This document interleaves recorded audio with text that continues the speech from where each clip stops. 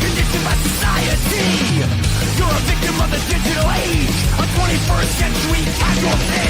Open your eyes, you're losing control. Open your eyes, put down the phone. Conditioned by misinformation, it's just the media telling us lies.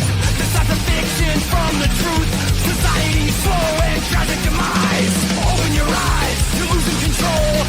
Open your eyes, put down the phone. Everyone's got their fucking opinion.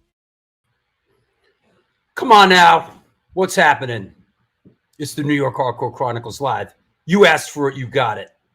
Coming in hot off the Harley Flanagan show, which was pretty damn great, even by my high standards.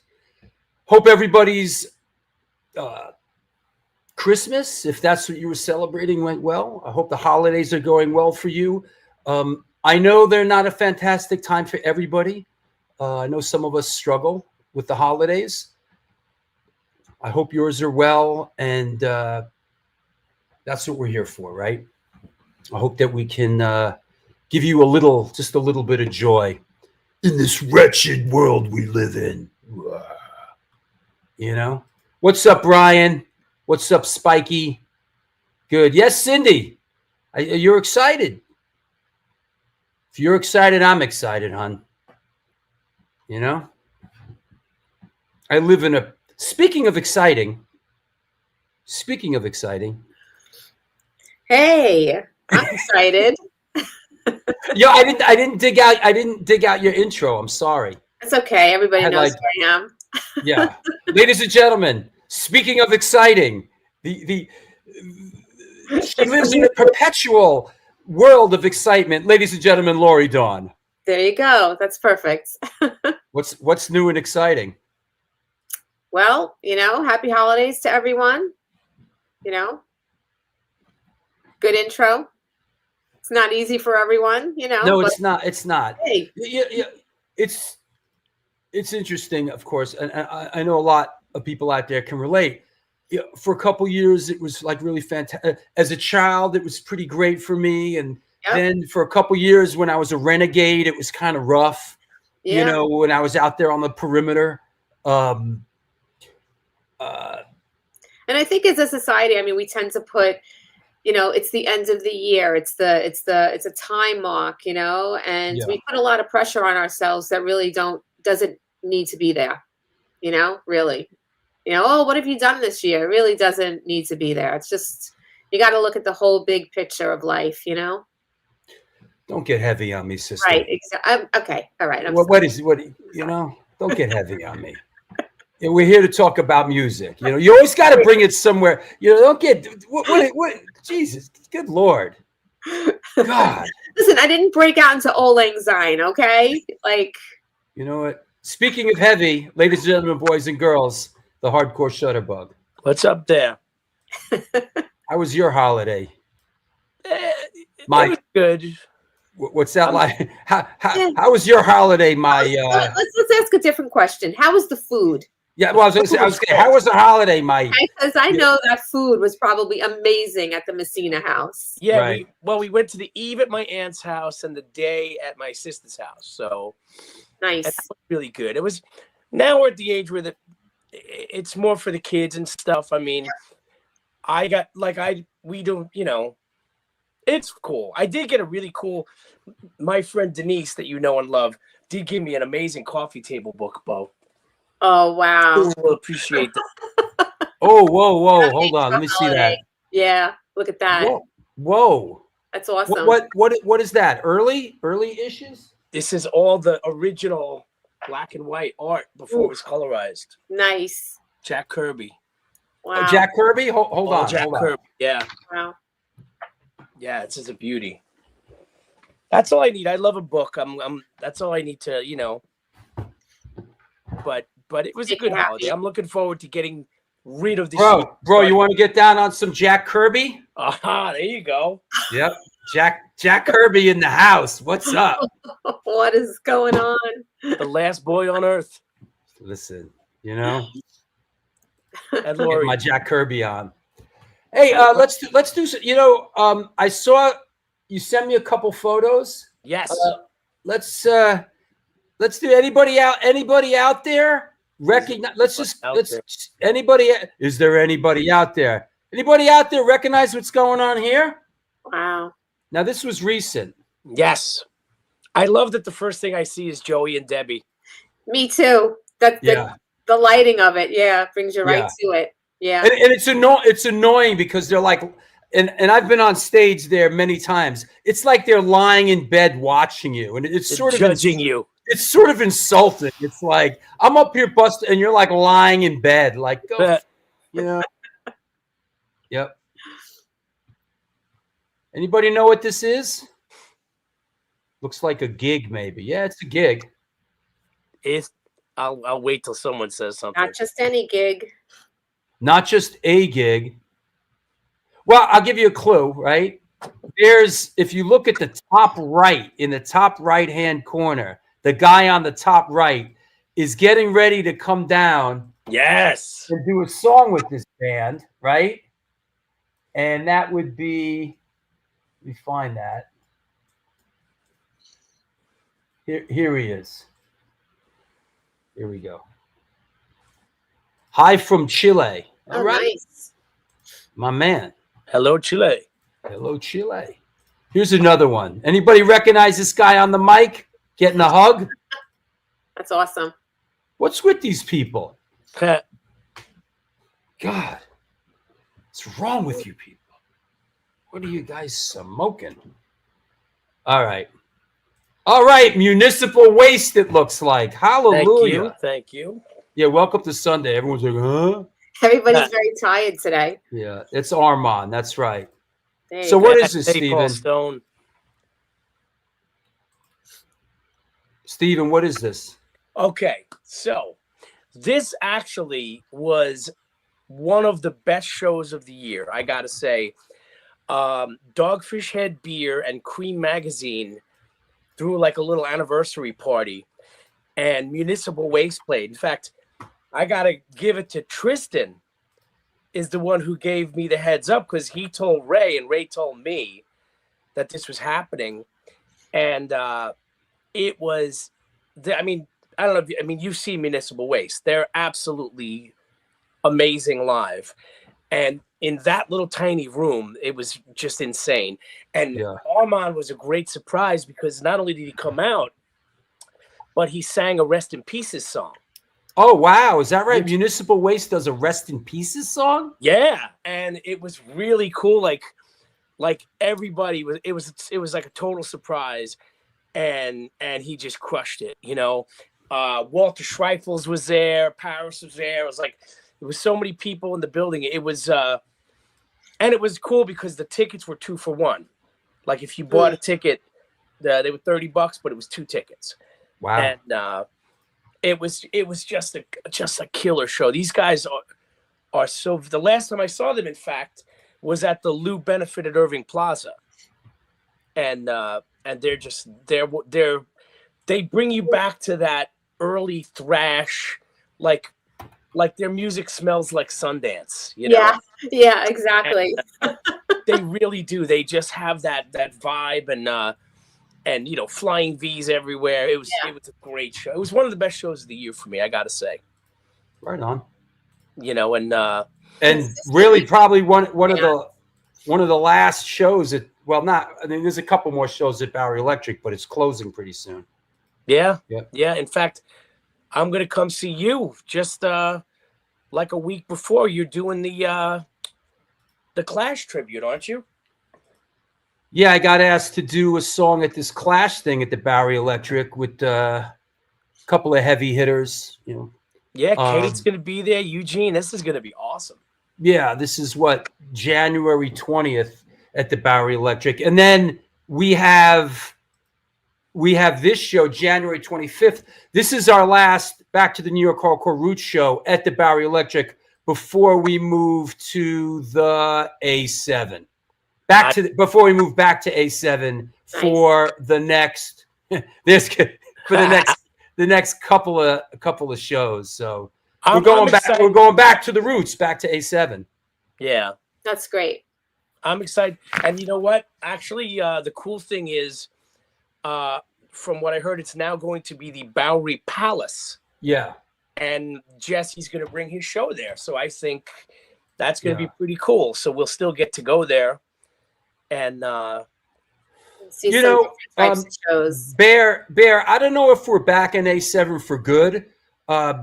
What's happening with the Bowery, we're going to have the option to get back in there, but we're kind of excited to go back to A7 and do a bunch of shows. And if something bigger shows up, we'll do it. We'll do it back at the Bowery. What's it called now? The Bowery what? Bowery Palace.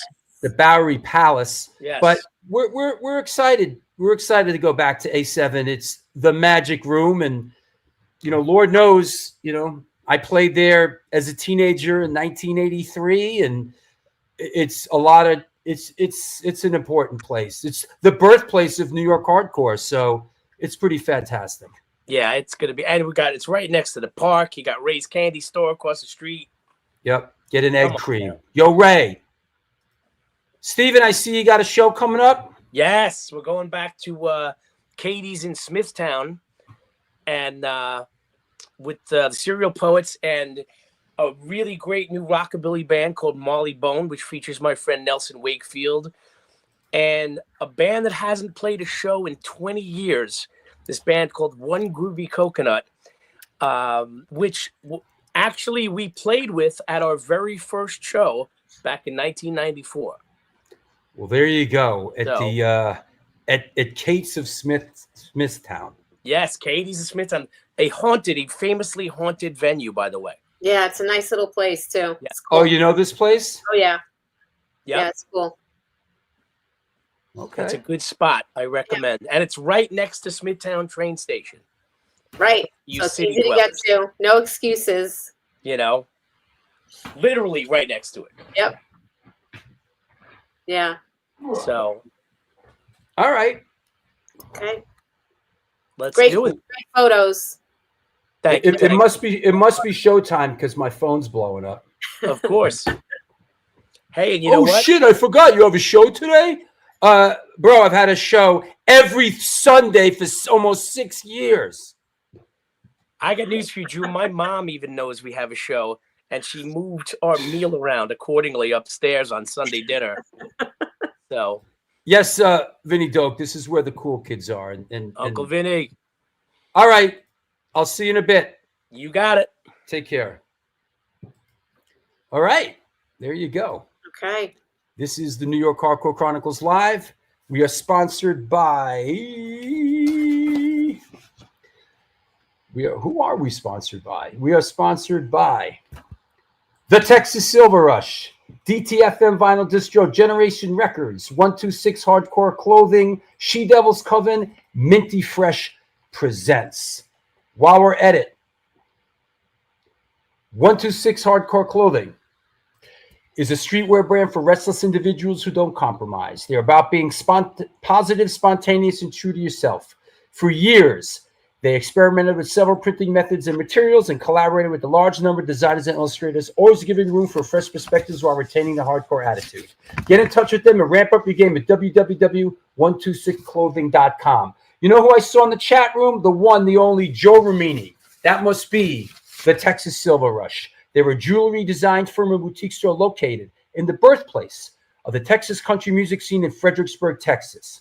Goddamn electric. They specialize in working with musicians in all music genres to design and create unique one-off pieces, as well as the styling for stage, album covers, promo photos, and social media exposure. Their client list includes Rock and Roll Hall of Famers Greg Rolle, Ringo Starr, and of course, Agnostic Front. Information on online sales are being taken at their Facebook and Instagram pages, and of course, www.thetexassilverrush.com. Enough of me talking about me. Let's clear the deck, and let's bring our guest on. Here we go. Are you ready, Lori Dawn? I am ready. I'm ready. You're ready. We're ready. Here we go. Today's guest is a true force of nature, hailing from the last frontier state of Alaska. She's an endurance athlete, a powerlifter, and a leader at Nature Nomads, a community of women united by outdoor adventure. As a musician, she's best known as the powerhouse vocalist of the metalcore band Walls of Jericho. Please welcome coming at us from the Commonwealth of Massachusetts, the unstoppable Candace Buckingham. What is Hey, wow, that was an intro. Holy smokes. Thank you very much. Good. Let me put everybody in their right Brady Bunch spot. Right. You know? Yeah. How's things going? Yeah. That was wonderful. Yeah. Better now. Yeah.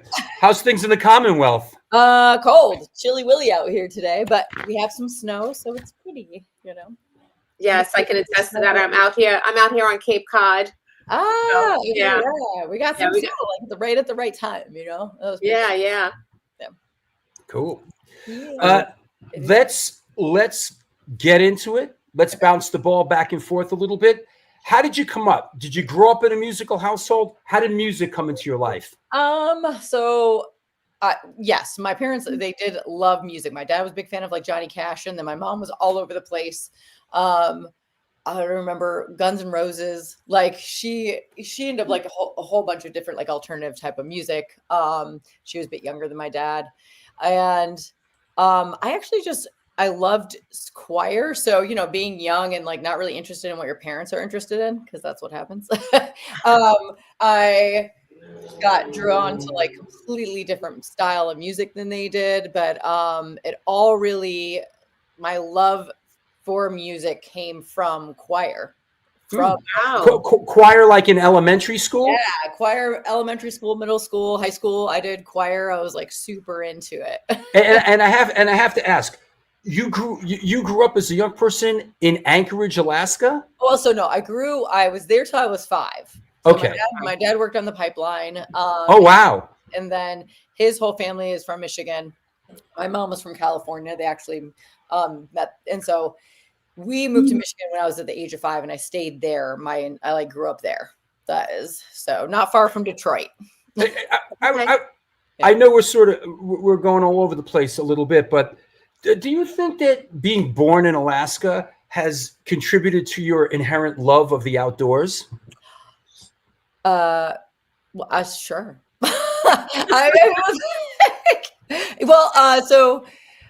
I remember being young, and I remember seeing like we had pictures of like real pictures of polar bears that my dad had taken photos of, and then my dad was like super into like hunting and being outdoors. And then he did a lot of fishing. So yeah, I guess it might have contributed, but like we were able to go back there. I think it was 2006, and we played a couple of shows. And, wow. That was epic. That was really awesome to go back there. I've always it's a dream of mine to someday go to Alaska. Yeah, people ask me, what do you remember about it? And I'm like, I remember running around in my bathing suit, which is really funny. Like that is, you know, like we dug a hole and we were trying to fill it with water. You're 5. I was young, you know. Okay. And then you moved to Detroit. Yep. So not a lot of outdoors going on there, but my dad was like, like I said, he was into fishing, so we did get out. Gotcha. So back to the music thing. Yeah. So what was the first music that you kind of that you felt like spoke to you? That was mine. I really was into like punk, Minor Threat, and ska. I remember I found like my dad's like old cassettes. And I think at that time I was listening to what was on the radio, but Beck, I remember that song Loser coming on. I remember like recording songs, you know, you like double record on tapes. And then I found the cassette from Metallica that had the song One. And like that song, I listened to it over and over and over. And I used to like headbang in my bedroom to it, being in like middle school. Sure. But then so that I was really intrigued by Metallica and that kind of music. But then punk rock really had a message. And for me, that is like what I needed in my life then. So like punk, ska, and then that ended up drawing me into hardcore. Minor Threats was a big one for me too. Yeah. I don't know, like Gorilla Biscuits, like just a whole bunch of I also just really liked music in general. So even though like I ended up finding a scene and a genre that like really like created a family for me, I loved like emo music, I loved screamo music, punk, ska. I was actually in a ska band for a very short time. Yeah. So I just liked music in general. Yeah, you like Lori and myself and many others. Yes. We just love music. Yeah, I love all types of music. And you said that you were into choir. Were there any singers of that genre that particularly inspired you? No. Well, so Like classical music or no classical music. Opera. Thinking about like who I was listening to right at the same time that I was like developing like my voice as a person in choir is The Bodyguard had just come out, and that was the first CD I like ever owned because I got it for Christmas. And Whitney Houston's voice was just like epic to me. But in when it came to like the genre of music that we listened to, there wasn't a ton of females. Right. So, but yeah, that was my first record. So The Bodyguard was I think it's one of the biggest selling records of all time. It was. I think it is, right? Yeah, it is. And then I was a huge fan of like the Phantom of the Opera. Oh, I don't know that music. I love musicals and stuff like that. Me too. Yeah. Like plays growing up, I was in Annie and The Sound of Music. And I was going to ask that if you did any musical theater. Just in middle school. Yeah. Yeah. That's our friend Paul Stone across the pond that's interested to know what sort of ska Candace found. Was it 60s two-tone or more modern ska? Yeah, like I liked Ska-Delights. I liked a lot of like reggae ska. I liked all kind of punk ska. You name it. I remember just getting compilations of all different types of things. I was into all of it. For sure. Courtney says Annie and The Sound of Music are amazing. You know what? Being a former acting major myself, a lot of these soundtrack albums are amazing. Another one that we used to love was growing up was Oklahoma. Okay. And of course West Side Story. I mean, we did a West Side Story.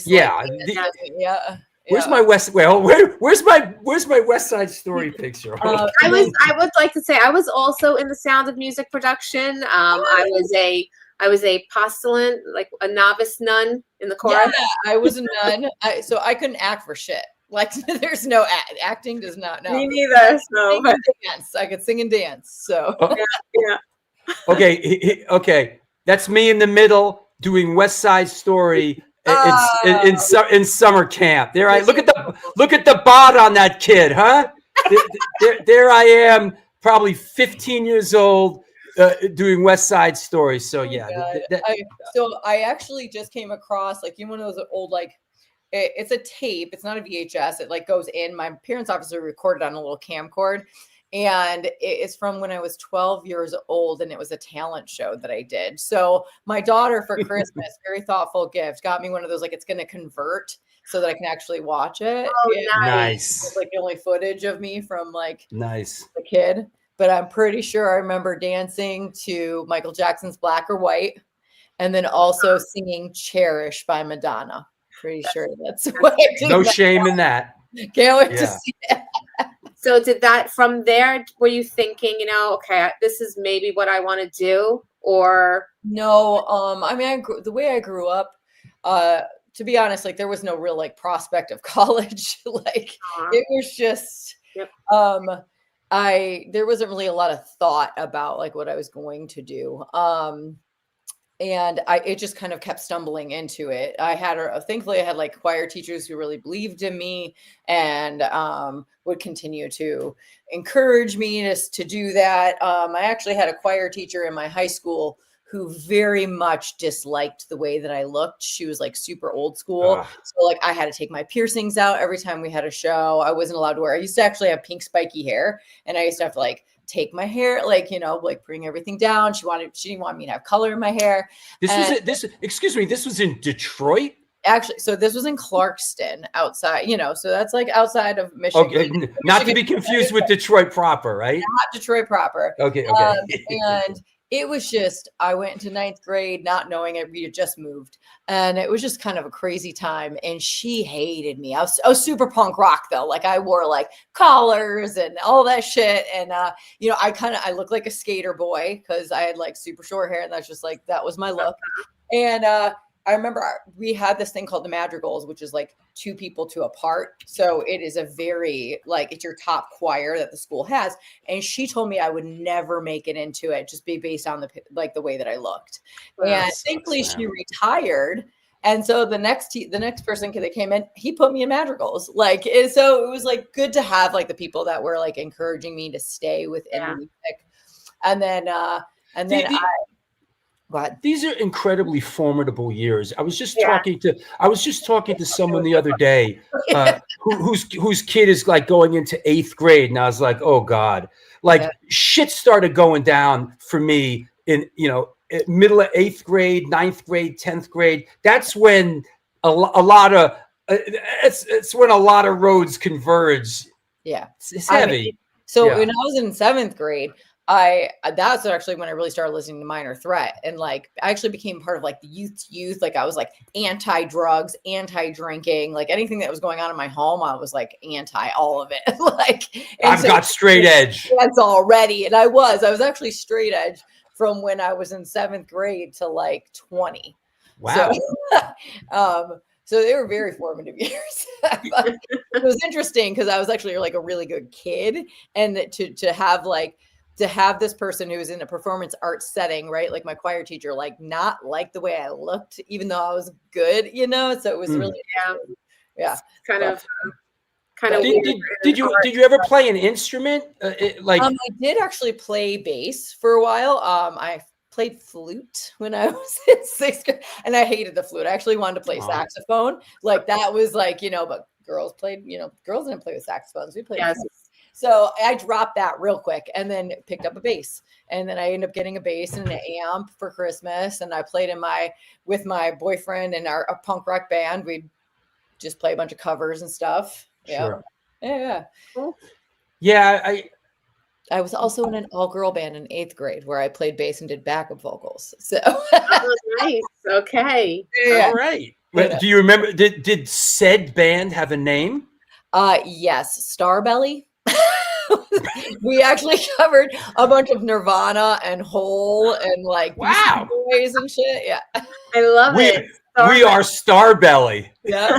Oh yeah. You know, I regret as a young person, I just couldn't handle. I couldn't wrap my head around piano lessons, and it's a shame because I would have learned so much. I just didn't have the discipline, you know, in whatever, you know, whatever grade that was. I just couldn't wrap, you know, and it's a shame because later on, though, that stuff would have really come in handy. Oh yeah. I mean, when we're kids, we're total idiots. Look, I have a 14-year-old. They're great. Yeah. They're no, you know, it's always just as a parent, you just like you regret for them. I'm like, oh my gosh. Yeah. Exactly. But it's, you know, we gotta make choices, and we gotta. Right, you have to let them learn. You know, you just kind of hope they come out okay on the other side of teens. Yeah. You know, like you just hope they'll come out okay on the other side. Exactly. There's a lot of scary stuff when you're bringing up a young kid, you know. Sure. A lot of stuff. And thankfully we didn't have cameras like they do now. Fuck. or social media. Oh my God. Yeah. Yep. Social media is poor kids, man. I feel so bad for them. It's just a constant connection, you know, the not being able to unplug ever. That's what it is, you know. So you know, 100% for us. Yeah. The fallacy that somehow that is connecting people. Yes. I mean, as we're sitting here doing this, but so like, yes, it is in some ways, but just like anything, too much of one thing is going to be bad, right? But like, so being like, I just wanted more. I remember like that was the stuff, singing, music. That's what made me happy. And then by 9th grade, I found a friend that had a car, and that was it. I was going to shows all of the time, all kind of shows. So like anything you remember that really resonates? All the local stuff, right? Like there were local ska bands, and local punk shows, and all that stuff. Just it made me feel like, wow, if they could do it, maybe I can do. I don't know, like, or at least I can go and be a part of the shows all the time. When that same year, I met somebody who took me to a hardcore show, and that was like, that was it. Like I knew where I belonged at that point, like ska punk shows you're going, but the scene is like, I never felt like I was a part of that like scene. I felt like I was going to the shows, but it didn't feel like family, like how hardcore was. Sure. Like, because when you're going to ska shows, like there is not this like unified stance against something, whereas in hardcore there was, right? So I went to a show, and then because I liked all different types of music, I was going to shows all the time. Like, yeah. I mean, I would, come home, like just barely wake up to get myself to high school, sleep while I was there. It was like, I don't even know how my mom did it. Like, I just was my own person, doing my own thing. And so Earth Mover was a band from Michigan. Yeah. And so I like their shows like always stand out in my brain. It was like a VFW hall, like there was no alcohol served. Like the shows were just absolutely crazy. Kids jumping on top of each other, singing along. Like it just, yeah, that and Avail. Do you ever see Avail? Their shows were crazy. There's so many shows that stick out in my I remember Harpo's was in Detroit, right? Yeah, but Harpo's, that I know that wasn't like a hardcore place. That place was more like a place they'd have big shows and there would just be brawls every time. Yeah. Like I remember going through there with Biohazard and it was just always a brawl. Yeah, more metal shows came through there. Right. Sepultura. Yeah. It also was like in a really, really rough part of town of Detroit. That's right. Yeah. So we didn't really go there that much. Yeah. But we are there, the Red Chord, a bunch of bands. Oh, perfect. Yeah. And now Earth Mover half of Earth Mover became half of Walls of Jericho, right? Yes. Yes. Okay. But did am I pronouncing this right? Apathemy? Yeah, so Apathemy was the first band, which is not a name, but like, yeah, so that's why it's like, was the first band I was ever really in. I was in that band for almost a year. That was my, I was in 11th grade. We had two singers. What had happened is I had been going to the shows. I knew the people in the band. I'd always go to their practices. They had two singers that were brothers. One of their brothers, Tony, I don't know if he went on like spring break or something, but he couldn't play a show. And so I went and played the show with them and I loved it. And that was it. It just made total sense. And then I remember Adam, who was our other singer, he went and did something. And then I was singing on my own. Grimlock, was that who we played with in Toledo? There was like this band Next Nothing, that band Grimlock. And I loved it. I thought it was so much fun. But I did have a bunch of stage fright. So what was really cool for me about hardcore shows was like, you weren't on stages, you were in the crowd, So like, one of our first shows that I played, I was just like frozen. I was like, I couldn't like deal with it. My friends ran up and like grabbed me and like pulled me into like, where everyone was dancing. And then that was it. That was our thing. Like Adam and I would always be on the floor dancing together. And so like, you didn't feel like you were in front of people. You just felt like you were a part of it. Sure.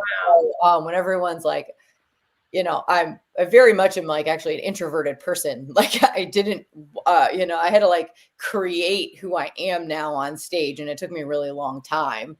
And it's obviously like a version of myself, but I'm actually pretty shy. Like over time, like I'm a person. I'll be standing. If you want to find me, I'm standing in the corner. that makes a lot of sense. Yeah. That makes a lot of sense. And I think, I think that's true for a lot of artists, and not just not just in this genre. I think a lot of artists are like that. And then I do think, and I've come to understand this, that a lot of artists, when they're not on stage, really want their privacy. Yeah. I've actually don't generally do a lot of interviews. I get a little bit anxious about them. Yeah. Yeah. I don't need to, like, I don't, it's great to do. I don't need to do that kind of stuff to like fulfill something for me because just the music itself does it. Yeah. Right. And a 100%. question I always like to ask is, you went from choir where you're singing in your natural, beautiful voice, and then you're going to sing the way you sing now in Walls of Jericho, which is ferocious. How did you find that voice? How did you discover that you can sing like that? The hard way. So when would you consider it like a false chord? Are you relying on both natural and false? Myself up. Okay. Like there was, I remember like we did a practice because they're like, okay, we got to get ready for the show. We had like 2 practices that we could do before I did the first show with Apathy. And that, like the night after that practice, I had a choir concert. I did not realize how connected that is, because I would just go to shows and I would just scream, but you're screaming in, not in a microphone, you're just screaming in the crowd. So like how it might affect your voice is it's not enough to like really wreck you, right? You might be like, oh, I lost my voice a little because I was screaming hard that night. Yeah. But I went to go sing during my choir concert and there like nothing came out. I was like squeak, like, and I was like lip synced my way through that concert. Thankfully, I was not in like the top choir at that time. Right. I could not do the go between. You know how there's a lot of, and that's why we have some stuff that's a little singy for Walls of Jericho. Yes. We don't do it live ever. In what was it? It was 2006 when we got on Ozfest. Melissa Cross came onto Ozfest. Do you remember her? She was like the vocal coach and a lot of bands. Yes. Okay. So they like got me a session with her and I did a session with her and she wanted me to scream in that like false, like high, as she calls it, the pterodactyl voice. Mm-hmm. But for me, I was not interested in sounding like that. Like I wanted to sound low and guttural and brutal as fuck. And I was like, she's like, well, that's not where you are going to be able to lie and like be able to transition from singing to screaming with that voice. And she wasn't wrong. I can't sing and scream. I either sound the way I sound and I scream, or I'll be able to sing. So like when we come off of a tour, my like pretty voice is gone for about a month. Okay. Yeah. My highs, I used to be able to do, I was an alto, but I could sing like second soprano. Like that's pretty much gone. And so I have to like not scream for a long time before I can like sing again.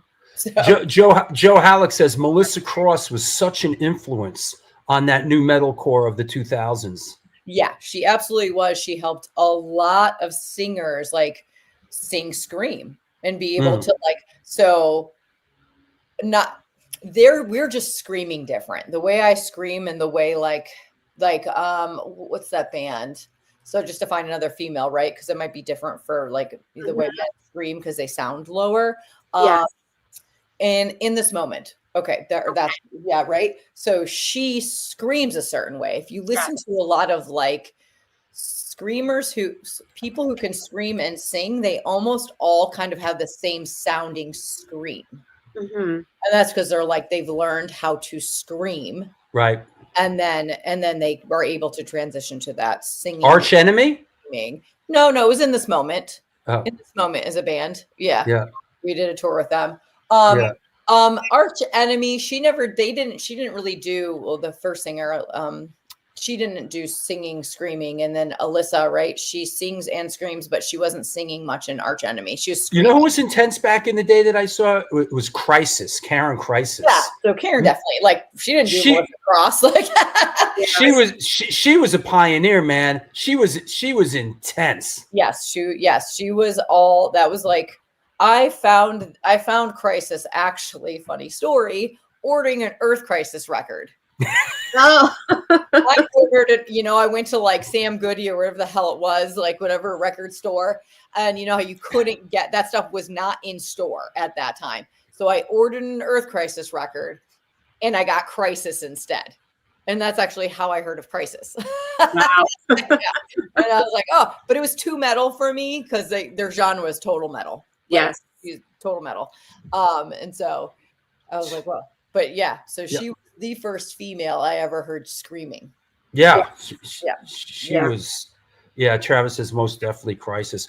So Yep. Walls of Jericho, how did that come to be? How did you get involved with the guys? What was sort of, give us some perspective on that. Like I said, their band, like Earth Mover was a big part of the scene. I used to go to the shows all of the time. And then Epithemy also played shows and like with bands. And so they saw me in Epithemy, and then they also just knew me from the scene itself. And I'd always be, you know, like dancing and like, you know, jumping on stage and singing and stuff like that. So Earth Mover went and did a European tour. They came back from that tour not wanting to continue to be a band. And so I think Mike and Aaron and the drummer at the time wanted to continue to do a band together. So I think they'd actually had like the merch guy that was with them had talked about being like their singer.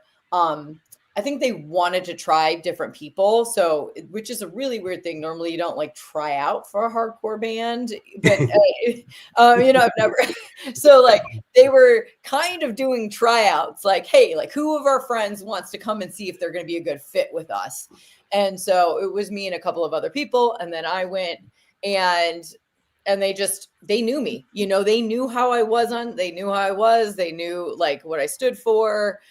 They liked my voice, and you know, that was the rest is history, you know. It made me laugh to myself because Roger Moret from Magnas and Fronts talks about he got the gig because they liked the way he danced. Oh, yeah, well, there was like some other, you know, like that also matters, right? Yeah. I remember them like this dude's hard. We like how he carries himself in the pit. We want him singing. Who fucking cares what he sounds like? Right. She stage dives. She jumps on the mic. She goes, you know, like you know, I was always a part of that. Like sure. Within our scene was small in Detroit, and like, you know, I was kind of known to be a little bit of a ruffian back then. And so, you know, I was going to say the only other video that there might be out there, and I actually saw that there was a show, and it was a mix of metalheads and hardcore kids, and there was a fight, and yeah, you know, it was just so I kind of have a little bit of a reputation, but of just that, like I didn't mind, like, you know, being one of the people, you know, not one of the guys, because I hate really saying that, but really, you know, at that time, hardcore, I was like one of the guys. So yeah, sure. And it wasn't soon after that y'all or you guys, right? Did this? Didn't take you guys really kind of right away got to it, right? Right away got to it. Yep, we wrote this, put this tape out. Well, and it helped because Mike had a studio. So Mike did stuff. So we did stuff in his studio. This is all taken at Mike's. Garden City, Michigan. Yep, that's Mike's. That was Mike. Yep. Yeah. Any memories of sort of this initial was this in the studio for you? Was so our studio, his studio was also our practice space. So I remember it going in like one freaking shot. Right. You know, you think about like the difference now between recording a record then and now is that you just went in, you scream your heart out, and then it was done. Yeah. So it was very fond memories of that studio itself. It was a big loft for a bunch of bands, you know, smelled like beer, like, you know, bathrooms were gross. But people would just like pop in, and we just like, so he built a studio within our practice space. So it was really cool for him to like, you know, really cut his teeth there and like work with us and I'm sure for everybody, because a lot of times you hear like, I went into the studio and I was just, you know, intimidated. But space. It's your fucking practice space, right? In the middle of the room. Yeah, right. Yeah.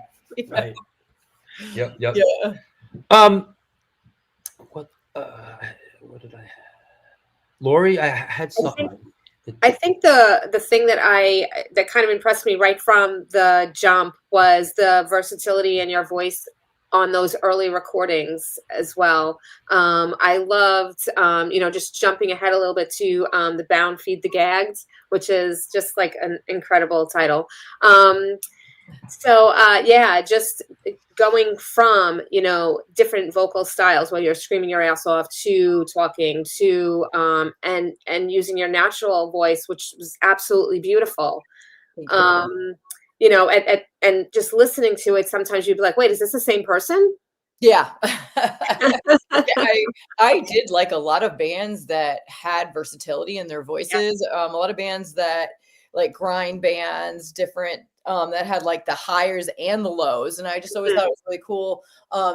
Most of them would have like multiple singers, right? Yes. But I really liked the way that it sounded. So I did want to be able to have that full range. And then, it was really nice. I'm glad that right away we did a mellow song pretty much, so we can kind of like try to do it on every record that we can, because it's also something we really enjoy.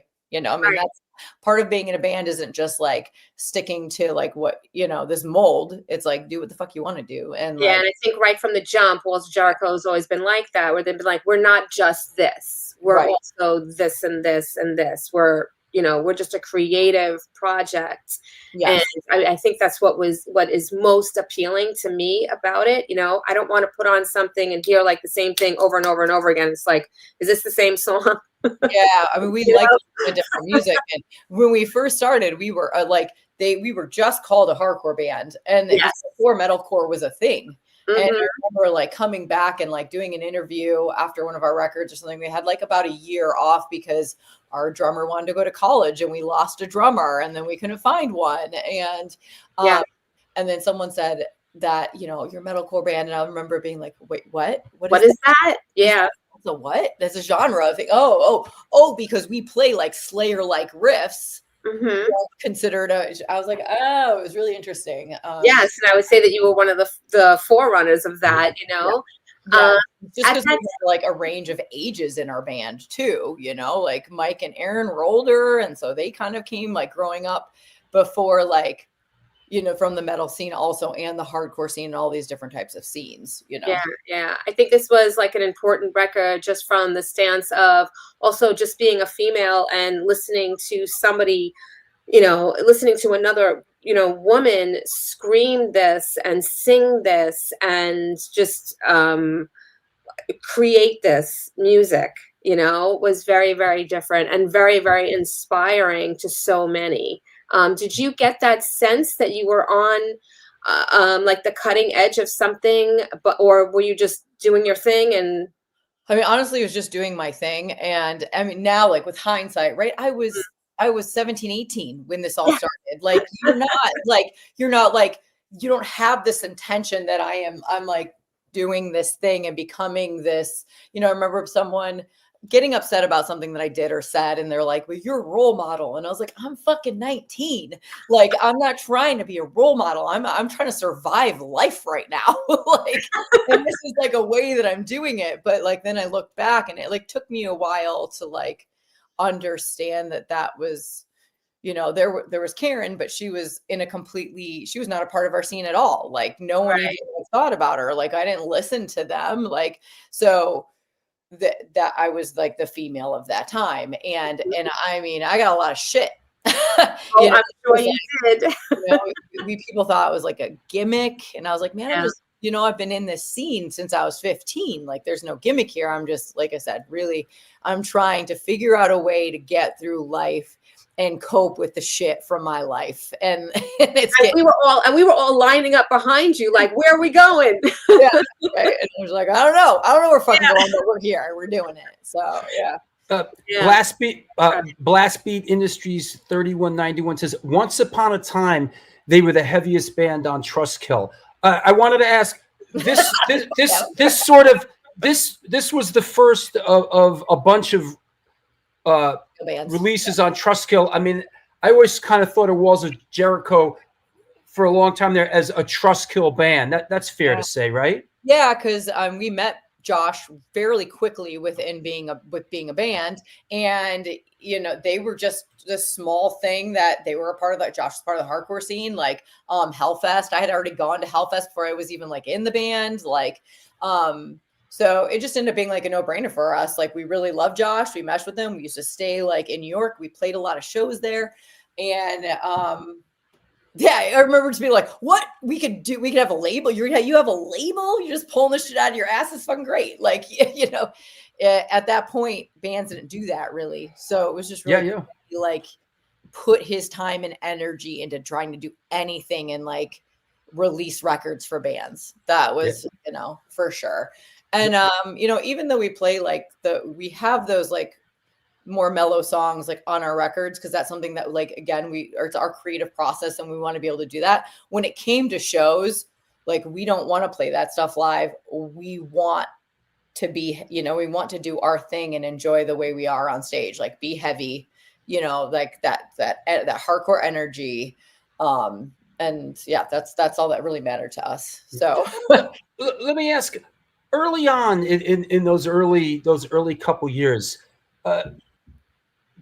who did you consider peers as far as bands go? Like, was there anybody else out there that like you played with a lot, or that you felt like were kindred spirits? Yeah. So who was touring a lot right before we came out, like, and we just kind of missed the boat on like Snapcase. And like, I mean, Hatebreed was doing the thing. They were playing a lot. We didn't play any shows with them, but I saw them a lot when I was younger.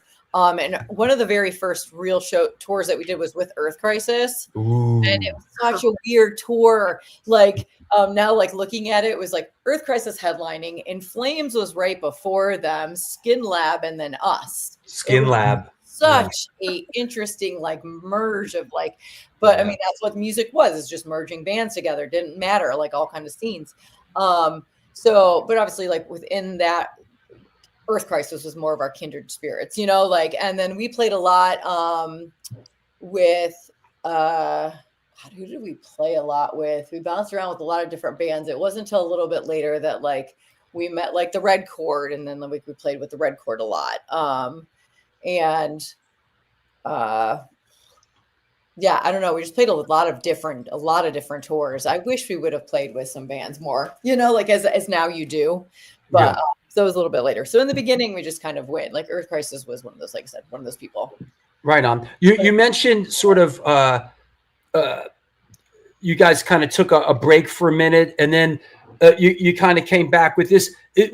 Was this after Alexi joined on drums? Yes. So exactly, like our break was because Wes wanted to go to college, and so he wanted to go to college in Washington. So it was like, at that time, bands didn't do that. You know, what do? Like you can't really, you're not touring. If someone lives in a completely different state across states, like we were like, that's it. What are we going to do? And then Alexi, so Trial was one of those bands that was like same thing. We played a lot of shows with Trial. So like Alexi came back, and like Trial had been winding down, and he was, you know, hit us up. He actually reached out to us, and we were like, fuck yeah, we've been looking for a drummer that can do something.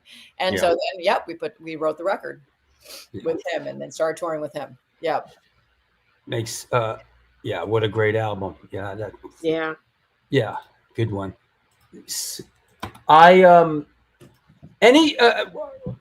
Mike Hasty produced that. Any other producers that you worked with along the way that you really enjoyed, or brought something fresh and exciting to the party? I mean, after Mike, then it was Ben Shiegel. That's the rest of our records. And Spider Studio in Ohio.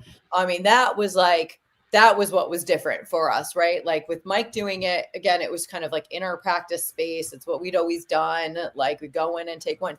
With Ben, it like brought it up a notch for us, you know, like he had a whole separate room, and like he was like a real legit with this stuff. And not that Mike wasn't, like Mike was, but he was still like, you know, kind of, you know, doing like smaller hardcore bands. So Ben just really took it up a level for us, and he more helped produce the record a little bit as well, like giving especially the more mellow song, he really gave us a little more insight for that song. So, and help with it. But yeah, a lot of our process was like, I think for that record, we got to like sit in Mike's house for like a month together and just write, which was really cool. Like, I'll never forget that, having time to do that and create together and just like sit and research what we're going to do. And everything else after that was just a little bit different. Before it was just like, you're writing a song, you go into the practice room, but that we got to like pull together as like a team, a band, and like really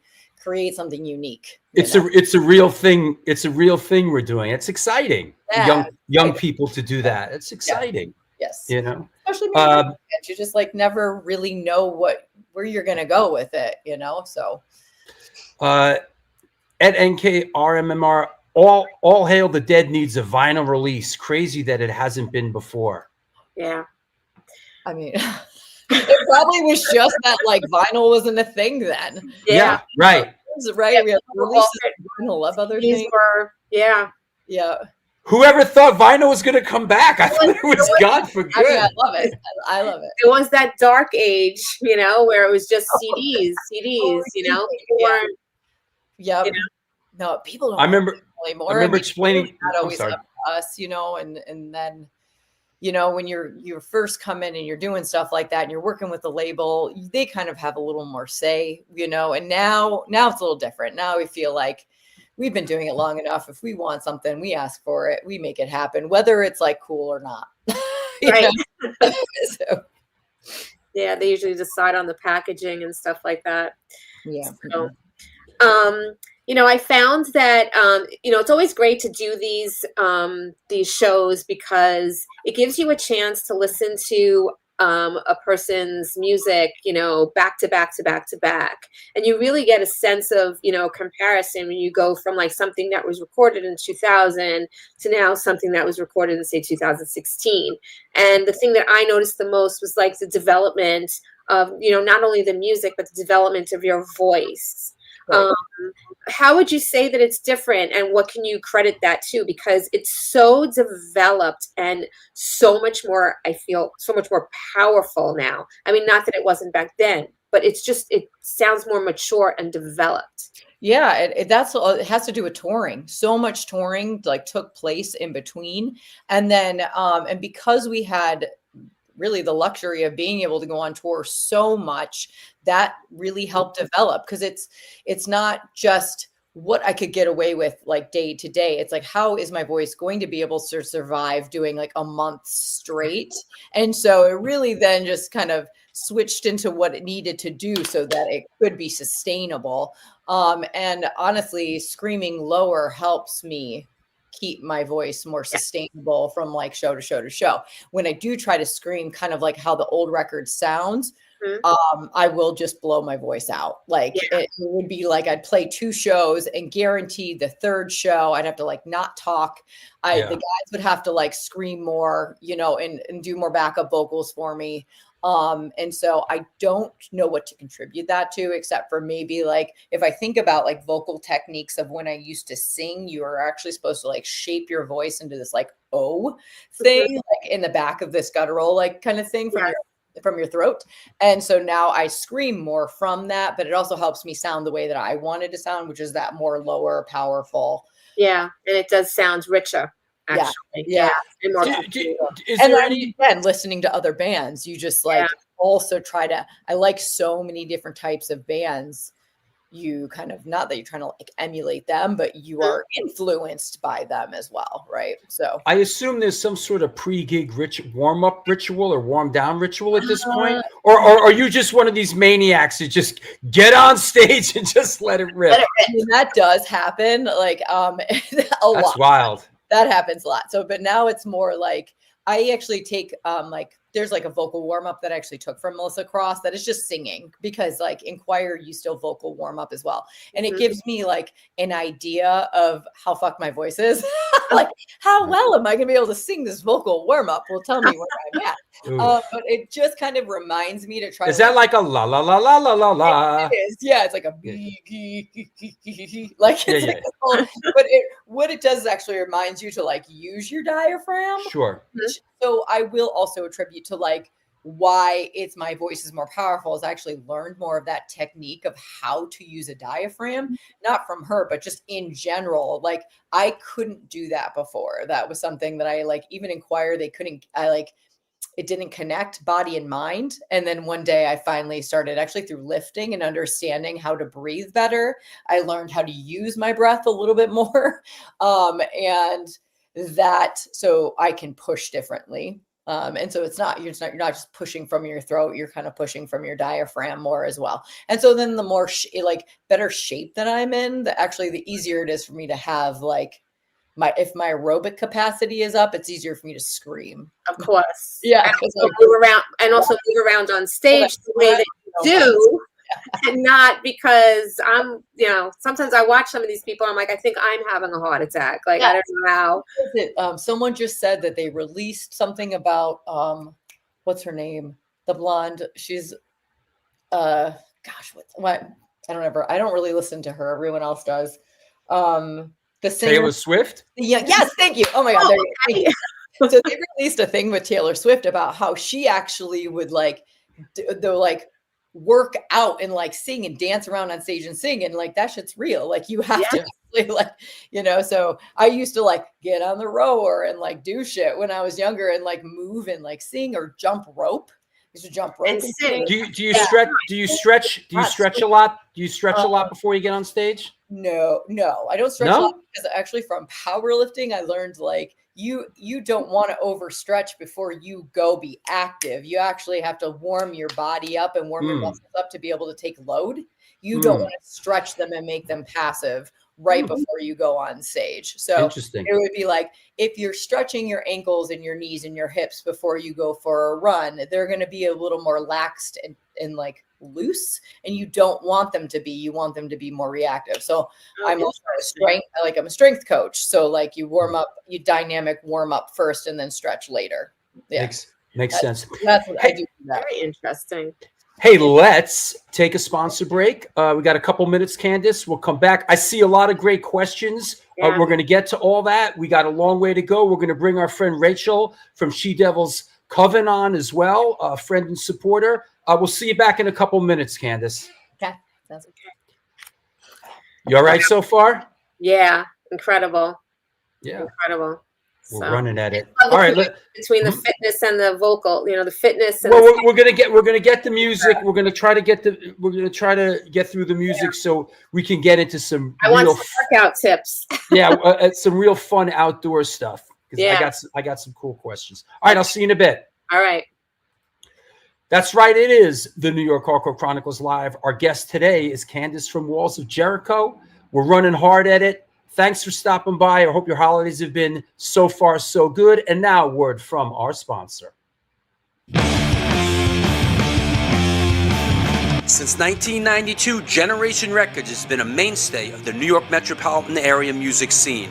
Today, they offer a diverse selection of new and used rock, jazz, indie, hip-hop, punk, hardcore, metal, blues, soundtrack, and reggae LPs, as well as t-shirts, posters, and other merchandise. They buy used record collections and music memorabilia and will pay you top dollar for them. House calls made for large collections in the tri-state area. Call or email generationrecords@gmail.com and follow them on Facebook and Instagram.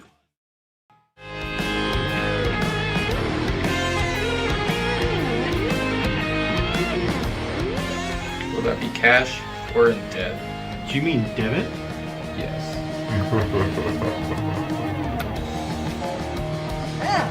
Sorry.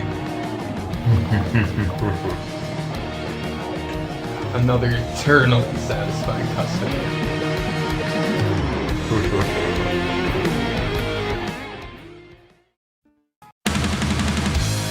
Yo, what's happening? I'm out here at one of our all-ages Sunday matinees on the Bowery. I hope that you are enjoying today's show. I just want to let you know that the New York Hardcore Chronicles Live needs your support. Please step up. There is a Patreon page that has a lot of unique program. Shows are announced there first. Lots of good stuff. There's a PayPal address right there on the screen if you want to make a contribution. There's also a super chat function. You could do that. But the bottom line is this show exists because of your support. We're going to be doing it for a long, long time. Thank you for all your support through the years. Back to the show.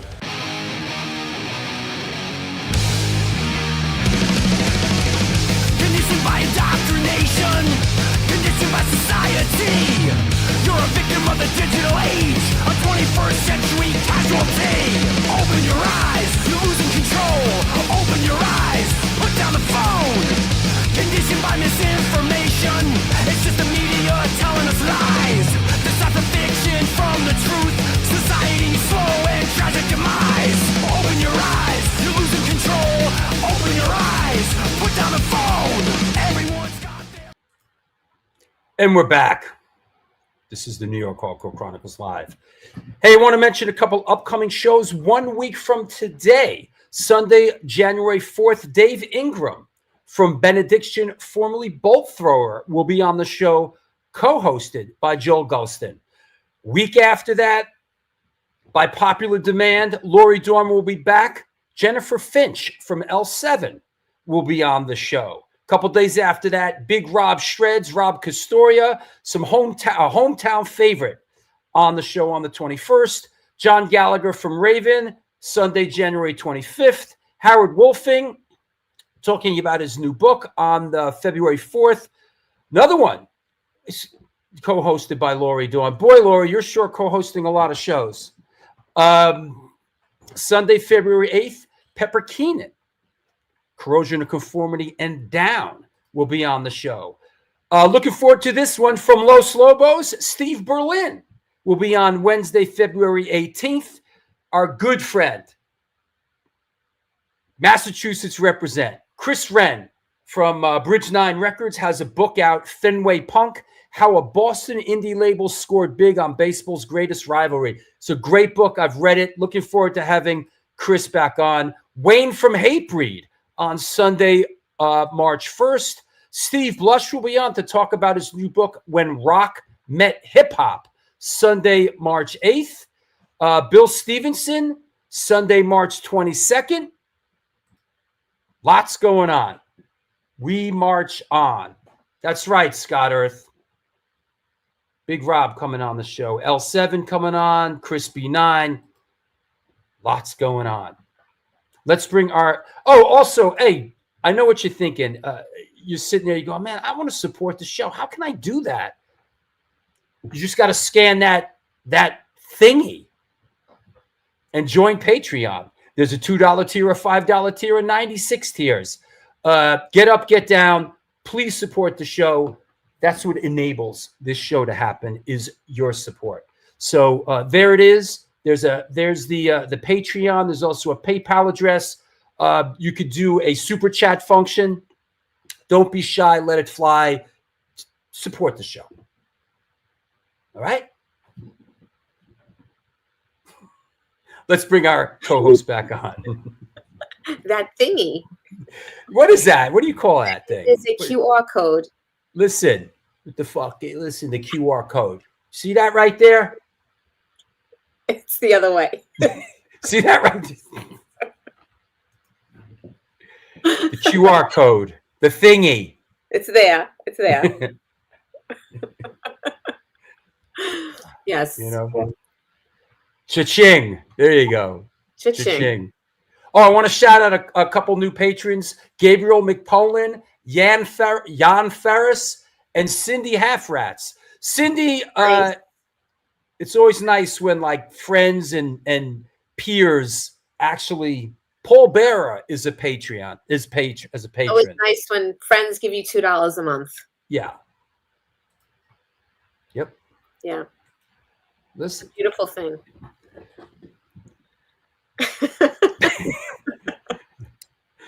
Trying to think of something. I'm trying to think of something. I'm all right. Okay. That said, ballroom is that ballroom dancing? Yeah. I got my dad a cameo from Paul Bearer for Christmas. Oh, that must have been awesome. That must have been friggin' awesome. I didn't know he did them. Hey, you know what? People have asked me about cameo. Let me tell you something. If you join Patreon, I'll do a cameo for free for you. If you need me to insult somebody, or let's say you want to break up with somebody, that's a funny one. Like Ezak breaks up. If you want to break up with somebody, you get Ezak to do it. He'll do it for you. Like, yo, Danny Diablo here. Listen. You're out. Pack your Dude, bags. Dude's not feeling you these days. Yeah, pack your bags. Yeah. All right. That said, 8 minutes of Paulie rambling for $20, and my dad laughed the whole time. Where can I find a Walls of Jericho shirt or hat? Oh, we'll have to ask. Something tells me www.wallsofjericho.com. But let's bring our guest back on. I wish that was the case. Oh, really? Oh, Where can we find merch? Okay, so there is someone else who owns that Walls of Jericho. And right. Jericho. So when we went to go get our own website, we realized we could not use our name because, Chris Jericho and his finishing move, the Walls of Jericho. Yes. I'm like, damn it. Shake my Now I feel bad because I've had him on the show. Oh, yeah. Now I feel I'm taking him out. So we're actually working on that. My money would be on you, by the way, if that was a cage match. Are you wallsofjerichous.com? No. No? Okay. I don't know if you even have we had a website for a little while and then we're just like, I don't know. So I'll look into that for you. It sounds like you're like us. We go play shows and people are sitting there with their merch, selling merch for 5 hours, to sell a t-shirt. And we don't even give a shit. We don't even put our shirts out. People go, how come? We're like, well, you want a shirt? We'll give it to you. Leave us alone. Yeah. Well, definitely. We have them off the shows and I think we're working on creating. So we don't want to go through anybody else. We just want to sell it ourselves. So I think we're working on that right now of having us distributing our own stuff. So if it's not at a show, it'll be up soon. Check out, Instagram. Things are, we're working on it. Yeah, that's better. Like I said, it's way too punk rock. We're way too punk rock about this. Hey, Laura, you see that? You should do Cameo. Do cameos with my accent. Yeah. Oh yeah. Actually, people make money, man. My daughter, it's crazy. Bethany, the surfer that got her arm bit off. Yeah. Yeah, so she loved her and was inspired by her, and we actually started surfing 4 years ago because of her.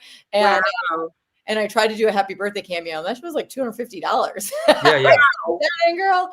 Yo, Snoop does them for $1,000. That's hilarious. I'll have to look into this then. That'd be awesome. I'll take a call. You know who I want to bring? I want to bring on a friend to say hi and support her. From She Devil's Coven, please welcome Rachel. What's up? Yay. Hello. How are you? Good on this nice Sunday New England evening. I want to thank you for being such a great friend and supporter to the show, and people finally get to put a face to She Devil's Coven, and I know when I booked Candace, you were super excited. Oh, Rachel's awesome. Thanks. Yes. Candace, I met her 15 when I was 15 years old. I'm almost 40 now. Just something about her when she hit the stage with her microphone and she, did her thing. And when she got off stage, I instantly walked up to her and I'm like, I need to know who this person is. And she was just so sweet and kind and showed me her merch, as we were just talking about. That was when I bought the, All Hail the Dead album. That was when that one was coming out.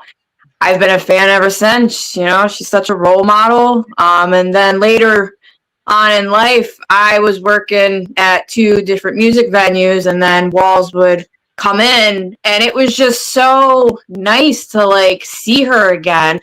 But even working in the music industry and seeing all the bands come in, when Candace would walk in, I don't know if she realizes it or not, but she turns heads. She is fucking in the building. and like I said, she's just amazing. I watched her, load her gear in, load it out with all the guys. She don't fuck around, and that's what I love about her. And again, with her powerlifting and, motherhood and, being a wife and all that, it's so inspiring years later, to just continuously follow her, and just admire from afar, and it's been like 10 years since I think we went out to dinner. So we need to do a little reunion on that. But have we You're crying. Get the have we embarrassed you enough, Candace? Yeah. No, I'm like so bright red. You know what Rachel reminded me of is special people that really take the time for their I don't want to say fans. It's kind of but to me, I've worked with a lot of people through the years, and there are really a handful of people that really, really inherently love the people that take the time to enjoy their art, and they make the time for those people. Does that make sense, Candace? Yeah, absolutely. Yep. Yeah. Yep. Yeah, I even got my knees tattooed like after her. Like we would talk, after she gets done. I'm like, girl, how on 1 to 10? She was like, eh. Years later, guess whose knees are tattooed? Yeah. And Drew, do you have the photo? Do you have the photo of them? Oh yes, I do. Oh yeah. Oh, thank you for reminding me. Sorry. Oh yeah, there's photos. Right. I'm so wrapped up. So wrapped up staring at the screen. I'm like, oh yeah, Rachel right. really represents, like a whole generation of, young women that had, finally did have that role model, There you go. Jeremy. There you go. Love it. Yeah, I mean, again, her music, her lyrics, the way she, growls, the way, the connection I have with her, she's helped me through really, really hard chapters I don't talk about. And then last year when I got married, our seating chart was album covers, and she, I think, was table 10 for, with Devils Amongst Us All album cover. Oh my God, that's so cool. Yeah. So again, all these years later, it carries with me, Thank you very much. Yeah. Yeah. Well, thank you for stopping by, Rachel. Yeah. And then before I jump off, thank you so much for being Oh, there you go. There you go. Cool. I gotta represent my girls, and I think that's very important. Is important. Thank you very much. And I will say that Rachel is very talented in her own right. Yes. Her candles are gorgeous. They smell delicious. So yes. Yeah. Yes, 100%. I still need to get some out to you, Candace. I know when you played your show last year, I did tell you I was coming. Unfortunately, I had a family emergency. Yeah. But you're in Mass, I'm in Connecticut. We can make this happen. There is an opportunity I kind of want to run by you anyways. So maybe 2026, She Devils and Walls, who knows? Maybe, All right. Rachel, we'll talk to you soon. Thank you so much. Thank you so much for supporting the show. Of course. Thank you. Talk to you soon. All right. Bye. That's so cute. One of the good people. Yes. Yeah. It's really nice. Well, I just saw something that caught my eye. Candace was one of the few singers back then who wasn't a violent drug addict. So that helps. Yeah. Usually it does. Yes. I grew up around that. And so, like I said, you rebel against what you're around, right? Yeah. When you're in. So, I mean, I had this sweater that I wore all of the time. It actually just said drinking sucks. So anti. I just saw. Yeah. I need that T-shirt. Create, I feel like in my experience and being in bands and growing up the way I did, it can go 2 ways. Sometimes what am I looking for? The sort of chain, the chain doesn't get broken. It continues. The cycle. Thank you. And I the mean, cycle. really all people are trying to do is like find a way to be okay. And so sometimes that's the way that they find to be okay and cope. And it's like, so there's no judgment there. It was just for myself. That's what I needed to pull myself out of that cycle. Right. Yeah. Yeah. 100%. One record that I really enjoyed listening to, doing my homework this week, was this record. Yeah. I came back to it a bunch of times, and I really enjoyed it. Corey, Corey Taylor was involved in this. And produces. Now, is it fair to say, like, is this a acoustic record? Yeah, we would say this is like our acoustic or like our mellow record. So there's like a little bit that happened. We met Corey through Family Values when he was not with Slipknot, but with the other band. And that summer, right before we went on that tour, because it was like Ozfest right into Family Values. My mom had passed. It was like a sudden car accident, and I had to go on tour a week later. So as like, we do what we do. We don't always talk about things. I don't know if you grew up that way, but I grew up that way. You don't really I was pretty private as a person. And so I didn't really like grieve well during that time dealing with that. And so afterwards he had heard, we got close. All of us got close with Corey, and he had heard our mellow songs before. And something that I thought was really cool about him is the fact that he could do both. I was very in awe of that and inspired by that, just because that's not, we can do them separately, but I've never done that live. Like, I don't sing mellow live. So it was really cool that he could do that. And then we talked about doing this record kind of for my mom. That's the whole thing, is like, coming out of the ashes, the phoenix rising out of the ashes. And so I had a brother that had drug addiction as growing up as well. So Corey did also. He had a family member. So that's what one of those addict, that song is about. But yeah, it was a really cool thing to be able to do with him. We went out there and like we all spent time at his place and like wrote this record and recorded it with him. Fantastic. I'm really glad that we have it. Really, we didn't do much with it. We just wanted to be able to, like I said, like have that creative outlet of like, this is something that we want to do as a band, and we're going to do it no matter what. So, yeah. But it also helps with all my like older clients or like maybe like friends' parents that I'm like, oh, just listen to this record. It's fine. Hey, this is my band. Check it out. Like, okay, all right. Not too scary. Yeah. Scary way. Scary. Yeah. Wow. Music is about connection, and so there is something really fabulous when you can connect with people on that level as well. Singing clean. So. Yes. Where they know what I'm saying without having to look up the lyrics. It's kind of neat. Speaking of kind of in that, is this the last Walls of Jericho studio record? Yeah, we love to wait 8 to 10 years before we do. God bless. We come from that, like, we all come from that, like, rebellious, like, age of, and no record label is going to tell us when we have to release records. We're going to do what we want to, but yeah, we all have like, we all also do other things. We all have businesses. Sure. We have families. Like, we want to continue to do this as we love it, not because someone else is telling us how we have to do it. Right. I have a kind of an issue with how labels can be ran and how like magazines and their they tell us what to like, they tell us what we have to do, and this is a creative outlet. Like, we need to do it when it works for us. So to be honest, like, we know we're going against the tide, and we just really appreciate anybody who continues to listen to us, and like, we just want to be genuine about the music that we're writing and when we're releasing it. So we all went on tour. One of our guitar player kind of like retired a few years ago, and we ended up getting a new guitar player that came in. One of our other guitar players in Stick to Your Guns. So he actually went and did that full time. And so then we brought in Bobby, and then we ended up bringing in Chris. And our energy on stage and how much we enjoyed being together actually is what inspired us to, like, we are writing a record right now, and we are actually recording in January. Oh, fantastic. Start recording in like 3 weeks. Fantastic. Record that we've been talking about for like 2 years. Yeah.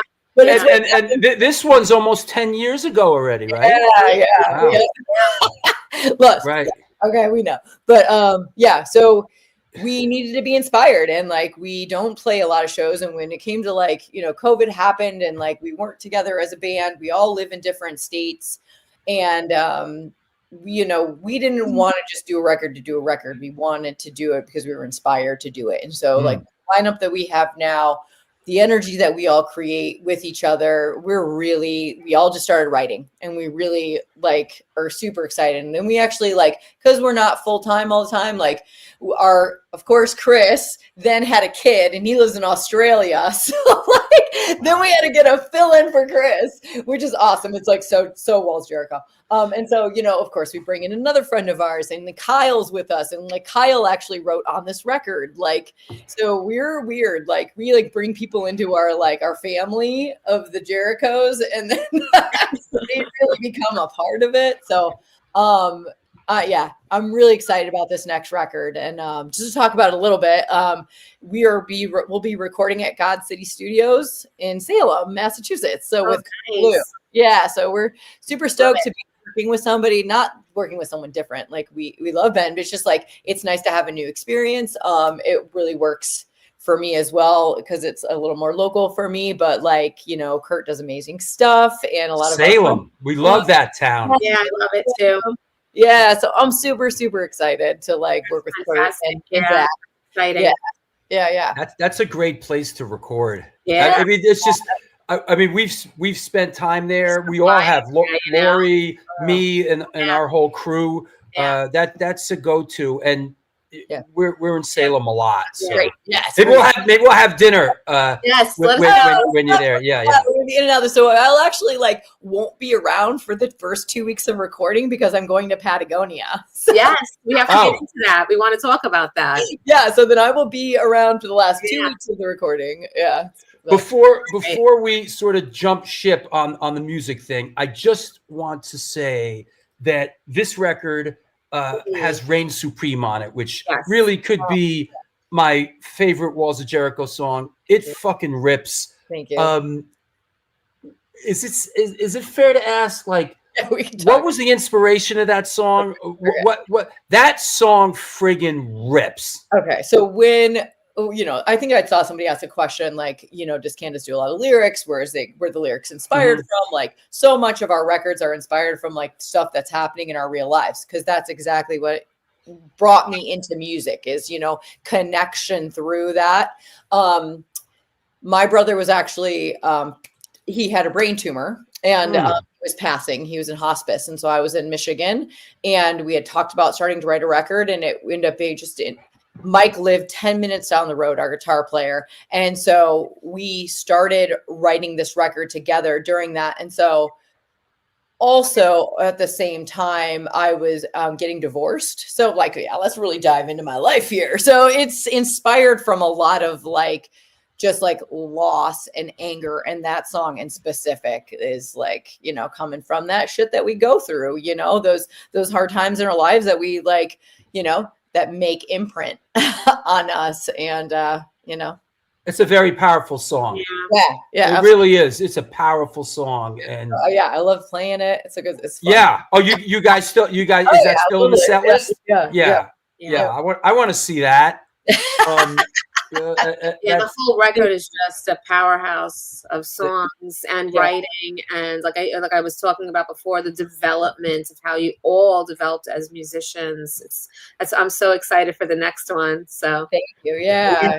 This next one's actually a little harder to pull from. The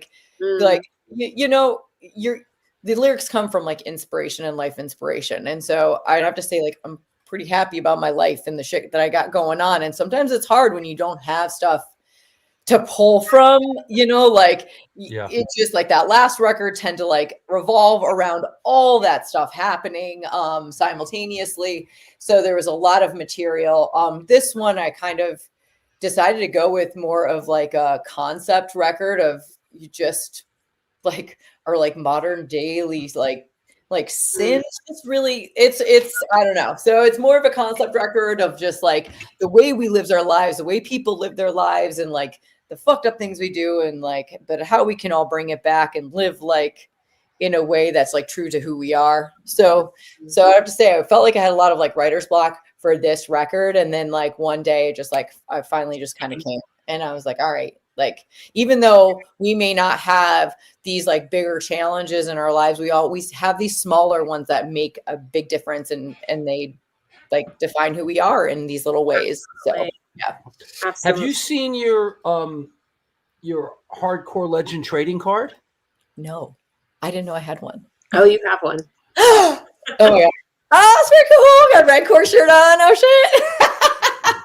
Oh, neat. Yeah. That's a good one. And let me show you the back. That's The back is really good. And these are very helpful when I'm doing my homework for the show.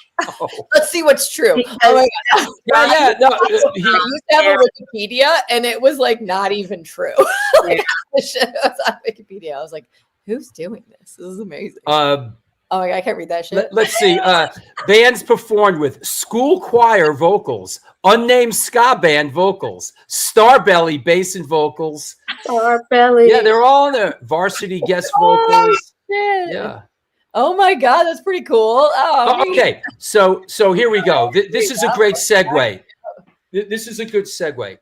Candace is a co-owner of Nature Nomads, an organization devoted to empowering all women, regardless of ability, to make a connection with the natural world through adventures and outings across the country.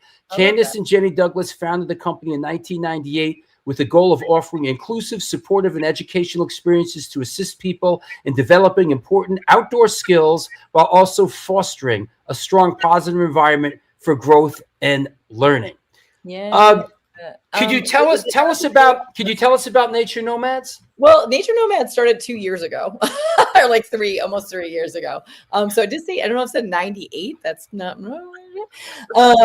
But yeah, so my friend and I had started doing like backpacking, and I over COVID, I had decided I wanted to go to Moab. I wanted to backpack for 3 days.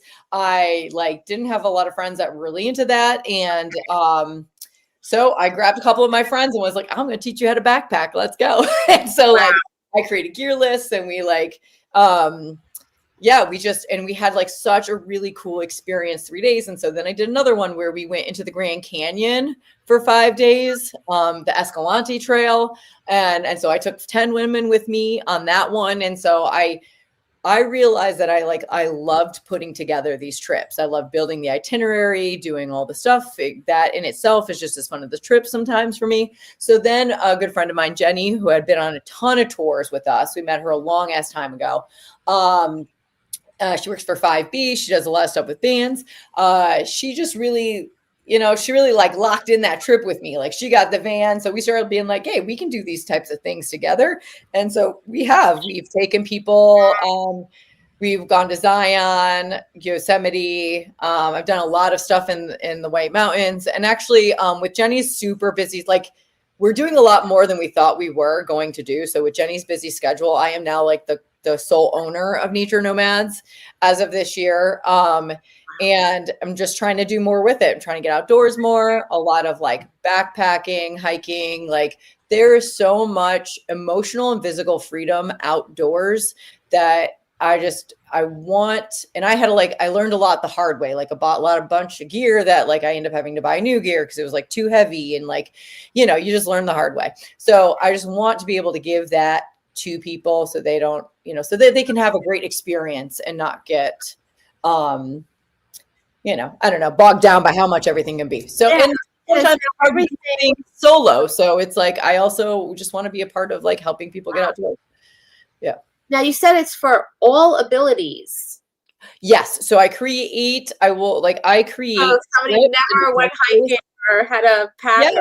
So with the trips that and the trip will be so it might say it's on a scale of 1 to 5, right? If it's 5 out of 5, it's hard, this is for beginners, this is for intermediates. I tend to scale it. But if there's somebody who has if what's holding them back is the physical ability to be able to do it, I actually give them a comprehensive training program. So that comes along with my trips. So okay, here's a 24-week training program and how you can get your body ready to go do the thing that you want to do. I don't want that physical thing to be what's holding them back from something that's just so wonderful to be a part of, So So to try to do whatever I can. And then like I'm a certified guide. I have wilderness first aid. Like yeah. So Wow. do my thing. Yeah. Get people to do their thing, you know. And you also do like small, you know, some of the trips that you do are smaller trips. Like just like I saw that you just do like a 1 day, you know, let's just climb up this mountain together. Yeah. We'll do like community stuff so that like, you know, just to get people, things local usually, and you'll do a day hike. Yeah. Instead of just like, you know, but then I just try to put adventures together to like go to a different place and have an itinerary. Of seeing like, how do you decide where to go? It's usually like, hey friend, where do you want to go? And they're like, oh, I'm interested in this spot. And I'm like, okay, let me look, let's go. You know, I just kind of go everywhere. I do love the canyons. There's something really cool about not hiking up, but hiking in. I never thought I'd love, and I just love the desert so much. I live near the White Mountains, so we get to have we have a really cool hut system out here that like most places, it's really unique. A hut system? Yeah. So like you can hike up into the mountains and then there's a hut there. Now hut itself is built, it doesn't have like electricity. It doesn't have a lot. There's like no heat. You know, so but these people come and they like the hut keepers come and they feed you. They like stay there all summer long, and it's a really unique system that the White Mountains has. Like Sherpas or something like they live there, you know, for the season. So in the White Mountains there's like 7 huts. So like the trips that I did last year was like we'll hike from one hut to another hut, or just hike to a hut and then come out the next day. So so I'll do like overnights or like weekend trips or like week-long trips. Like Patagonia is 8 days.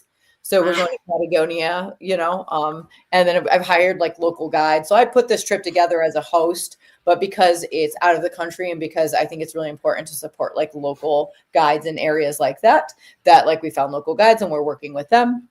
And then a lot of the times, and then everything else within the state, I do myself. So I put everything together. Now I know that, so Kelly from Underground Dog Grooming. Oh, yeah, Kelly. Yes, Kelly went on your trip to Nicaragua at the beginning of this year, I think it was Nicaragua. Yes.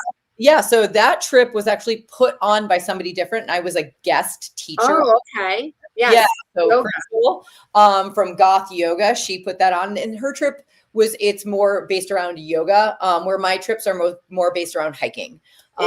So that's why like I don't do like yoga retreats. I do like adventure trips. Love it. Okay.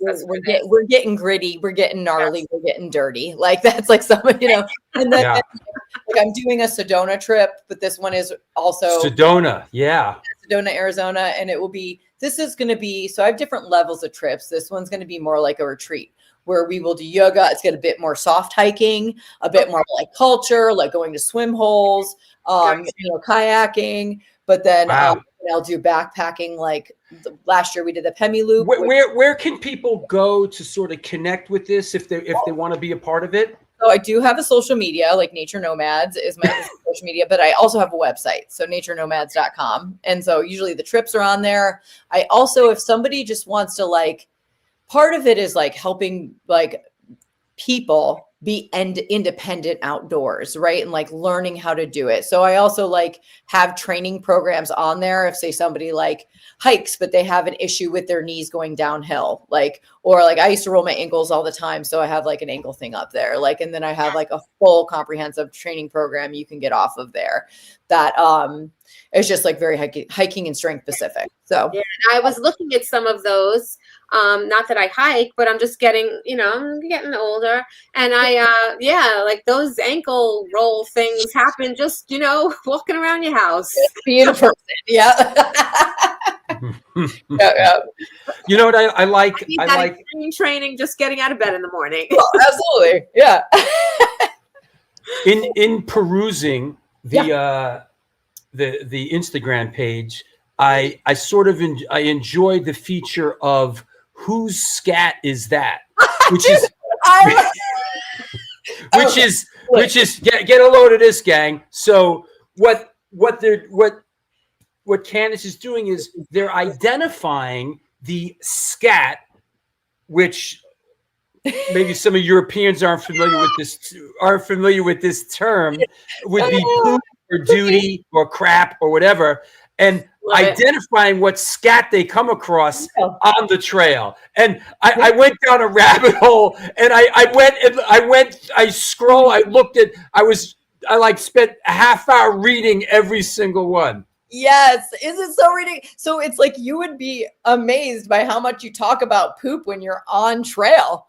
And it's like it's there. And so when I did my guiding certification, there was like they talked about like flowers and trees and vegetation, and then there was the whole section about like track and sign, which is sign as, like scat and things like that. And while I'm taking these tests, I found it really interesting that track and sign was the thing that like stuck in my brain easily. Like when it came to like me learning trees and flowers and shit like that, it just like, it was there, but not really like this, this call to me. So I don't know. You're a poopologist. And so it's like ways to find animals. Like what they made us do is like go out and find all these different signs that animals leave just to tell you the story. And so it's a huge part of nature, right? Like we're out there, but we are not the main things that are out there. And so to be able to see like the life that's within this world, you got to look for these things, So I thought it was so, and then it's always funny to talk about poop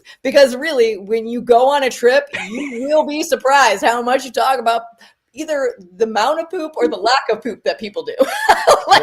Well, that's the thing with me. I love the idea of like nature and adventure in theory. But if I hear the words wild and untamed, I think to myself, I am definitely getting diarrhea.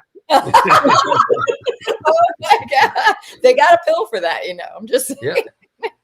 Like my backpack would be like 87 pounds and half of it would be underwear. See, already we're not even on trail and you're talking about it just is. Yeah. I'm like a real city dude, right? I mean, I'm born and raised in Manhattan. I live in Manhattan. Like the subway's like the most out in the wilderness I go. Right. Yeah. And like, I just, it's all very, very foreign to me. And I'm kind of like terrified of something. I'm like a real city person. I know, but it's not that much different than going on tour. You never know what kind of bathroom situation you're going to get. Well, no, that doesn't bother me. I'll crap out the window. I don't care about that. But just being out in the, listen, I'll crap. What is it? I'll crap at CBGBs. I don't care. Like that. I'm a guy. I don't really care. I don't care about that. And crap in the woods. Yeah, right. But the thought of like some of that like is very scary to me. And I have to ask you, what have you ever been scared out there? Like what? And what was your most challenging hike? Okay, so. So a couple of like challenging for different reasons, right? Though one of the first ones in Moab, there was no water source. So we actually had to carry 4 days of water.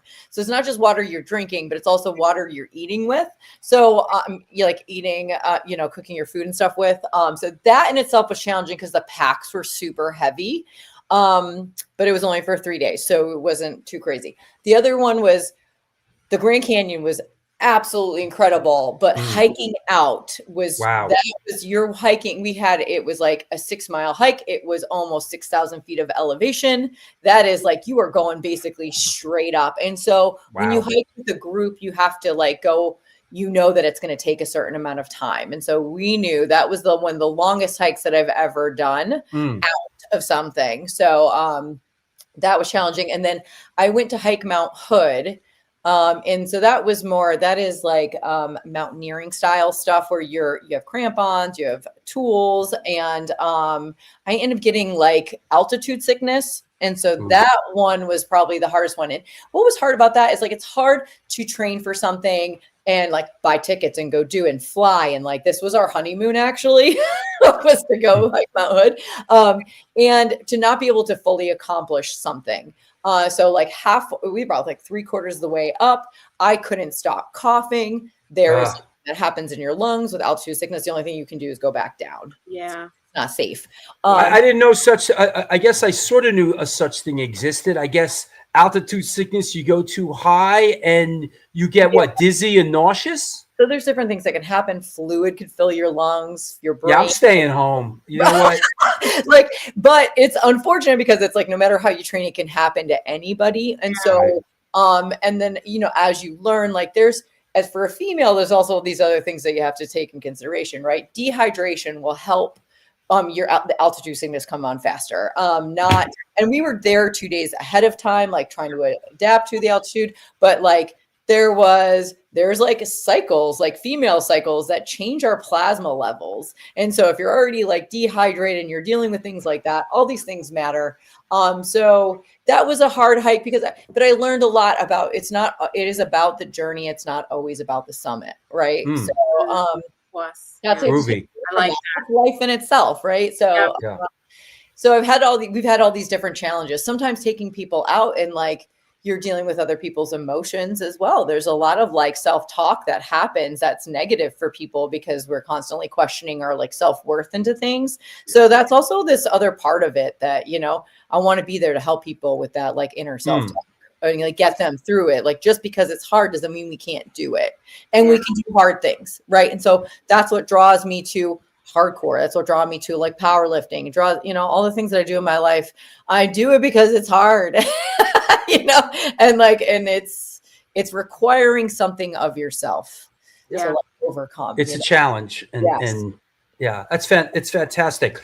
I feel like it's a little self-explanatory, but I want to ask, you are certified tread lightly and leave no trace. Yeah, that is. Explain to me what that. I'm interested. What is that?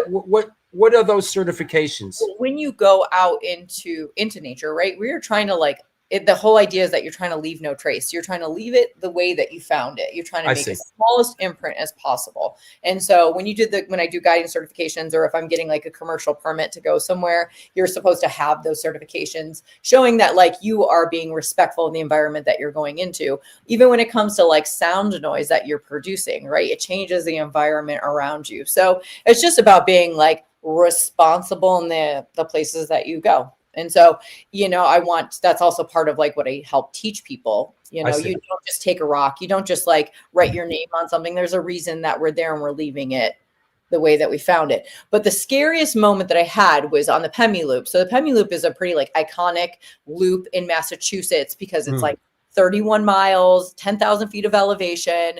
There is like, you're hitting like 8 to 10 different mountain peaks, depending on how you go. So we did it in 4 days. So 3 nights.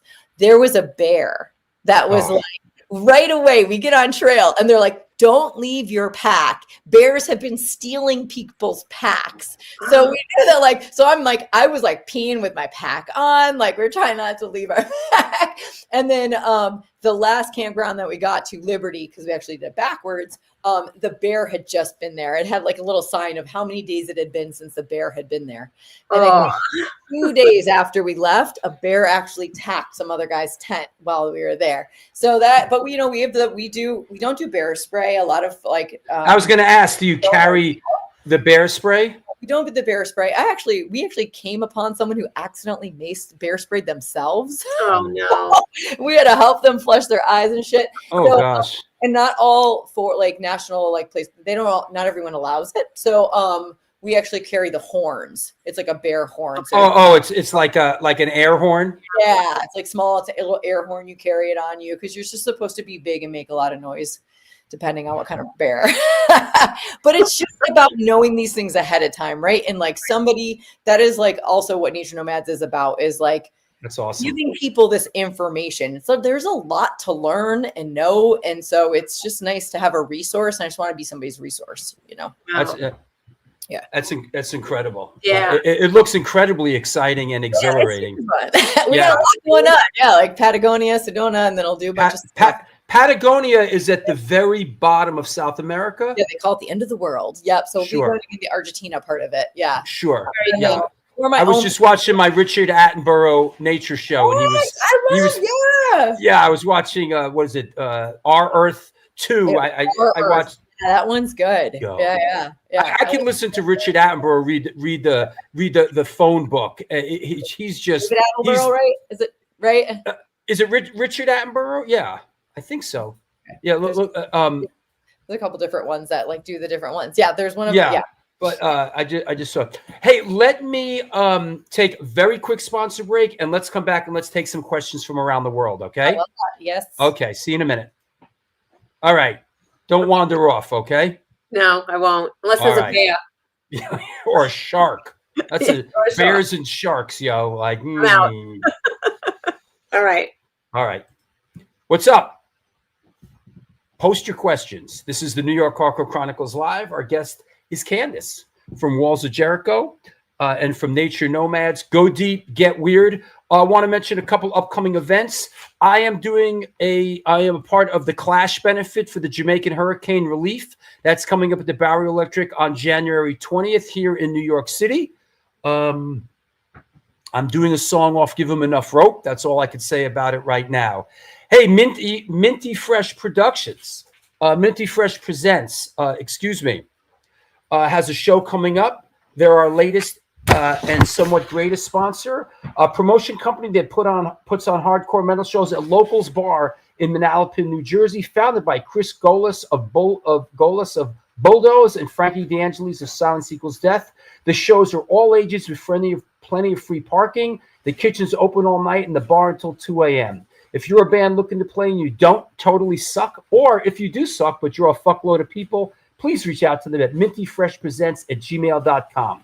Ticket pre-sales for events are available at mintyfreshnewjersey.com. Check them out on Instagram and help spread the word to support DIY hardcore metal in Central New Jersey. Minty Fresh Presents. Excited. It's a great show. We're playing it along with Sheer Terror, The Take, Nailed to the Cross. I know Layla, I see you in the chat room there. Sings for Nailed to the Cross. So this is a great show. Tickets are on sale now. Check it out. Yo, this looks like it's going to be our last show for a while. Well, it is our last show. It will be known as the Bowery Electric. Sunday, January 25th, Sworn Enemy, Brass Knuckle Brigade, Nailed to the Cross, Deadshot, and Fracture. Come on down. It's our last big one down there before we move to A7. Hey, yo, if you're up in the Albany, New York area, ID is coming up. We're playing with Tree and a couple others on Saturday, January 31st. The next day, we're going to be in Kingston, New York, playing with Brutality, RBNX, and a couple others. Looks like our record's coming out in April, so we're playing a couple shows before then. We mentioned Serial Poets. Back at A7 ID, this is the first show at A7, Sunday, February 15th, followed by the Non-Residents, March 15th, and then we just announced Rebelmatic, Fulano, Tree, Catching Hell, and Oedipus Triple Rex, all going down at the A7. Please subscribe to the show right there. Subscribe to the Stone Films NYC YouTube channel. That would be much, much appreciated. Also, that is the Instagram address. Pick up your communication device. Please follow us on Instagram. And like I said before, don't be shy. Please support the show on Patreon. There is the QR code. There it is. And also, there it is. If you need to see it on screen, there's a PayPal address too if you want to make a contribution. And there is a super chat function. If you have a question for our guest and you feel like making a contribution, put it through on a super chat, a couple bucks, whatever. I can't miss it. It comes through in color. Sometimes, believe it or not, I miss things. I know it's hard to believe. I'm not perfect. That said, post some questions. Let's have some fun. Let's bring our co-host Lori Dawn back on.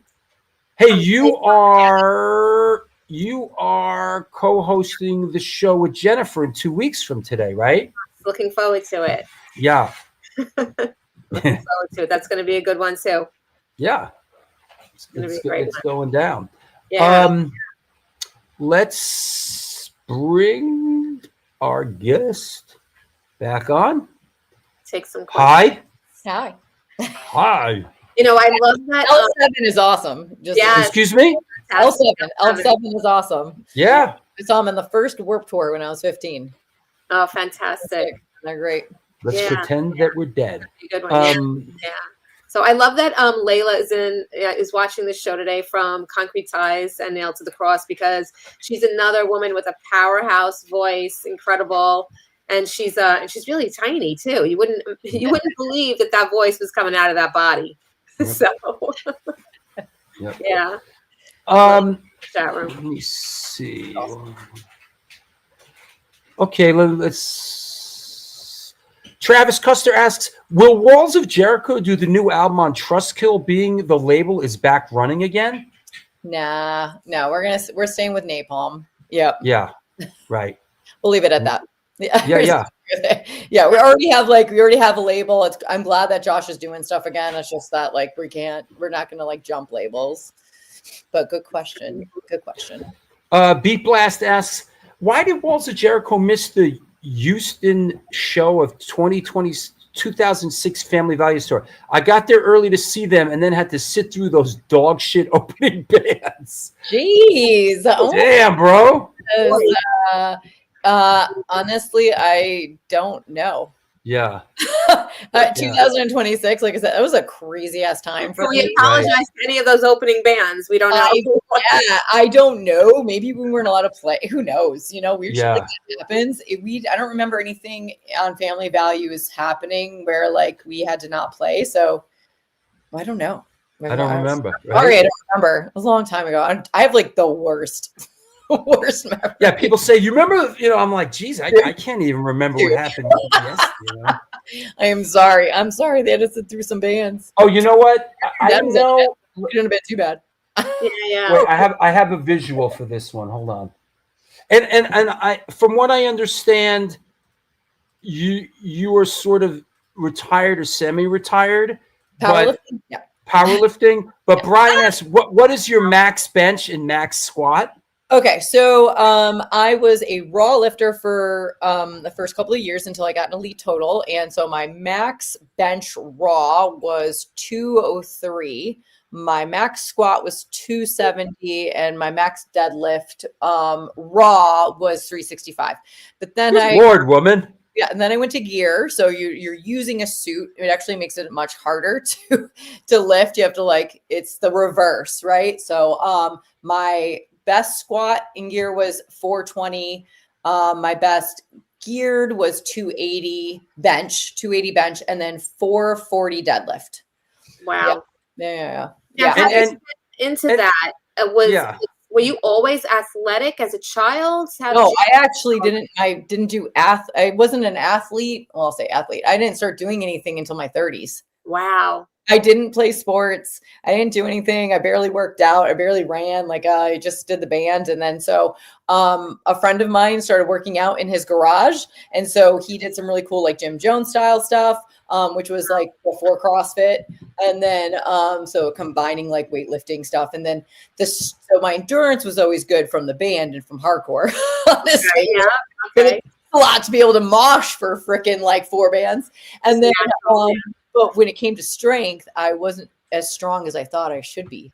As strong as I wanted to be. So I actually got really drawn towards strength. And then I actually built up my endurance. So I got 3 neck herniations 8 years ago. And honestly, I'm pretty sure they contributed to lifestyle, poor posture, all weird shit. So I think I come off of tour and headbanging doesn't help, right? Even what's this guy, the guy from Slayer has headbangers whiplash. Yep. A lot of shit happens. So I had, and people have herniations, but they don't always become symptomatic. I had nerve pain all through my arm. So my arm wasn't working and got super weak.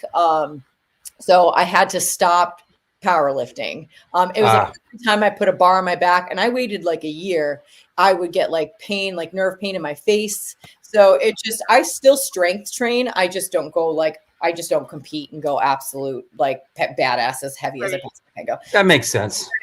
then I started like exploring more of the endurance stuff, and like I do triathlons and long distance hiking now, because like to just continue to challenge my bodies in ways that aren't going to like destroy me, I guess. Yeah, I totally get it. And a lot of us, a lot of us OGs here are kind of, reaching that age where our bodies want to lose muscle and replace it with fat. Oh yeah, that's just what happens to that's what happens.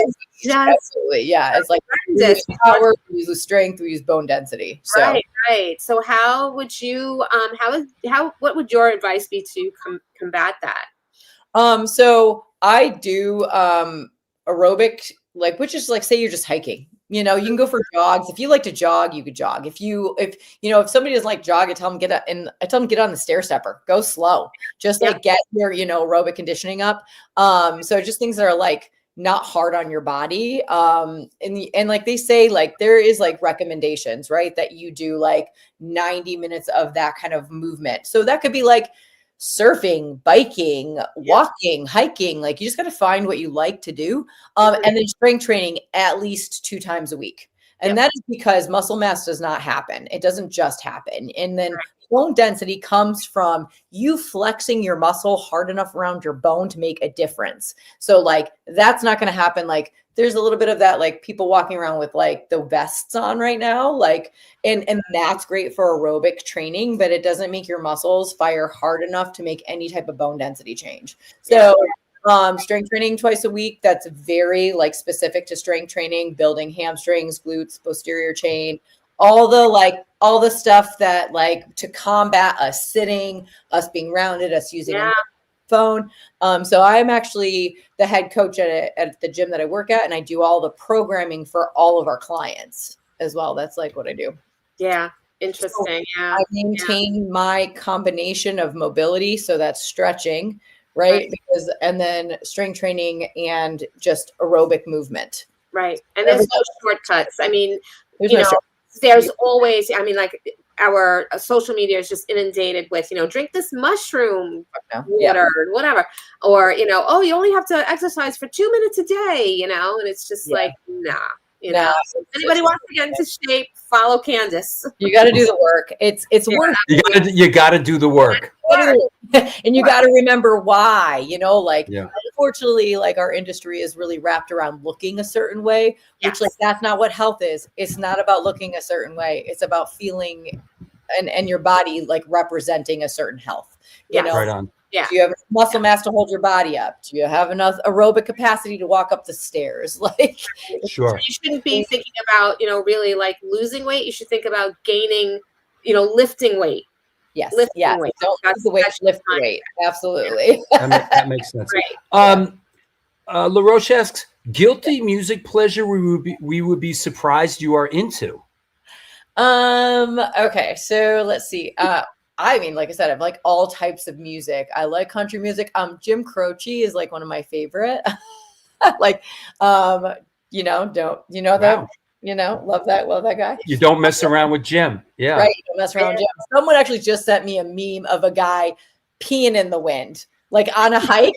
Like he was on a hike and he needed to pee, like, right. And it was windy and he's peeing in the wind. There was peeing like all over. All I could respond was he clearly doesn't live to listen to Jim Croce. Like,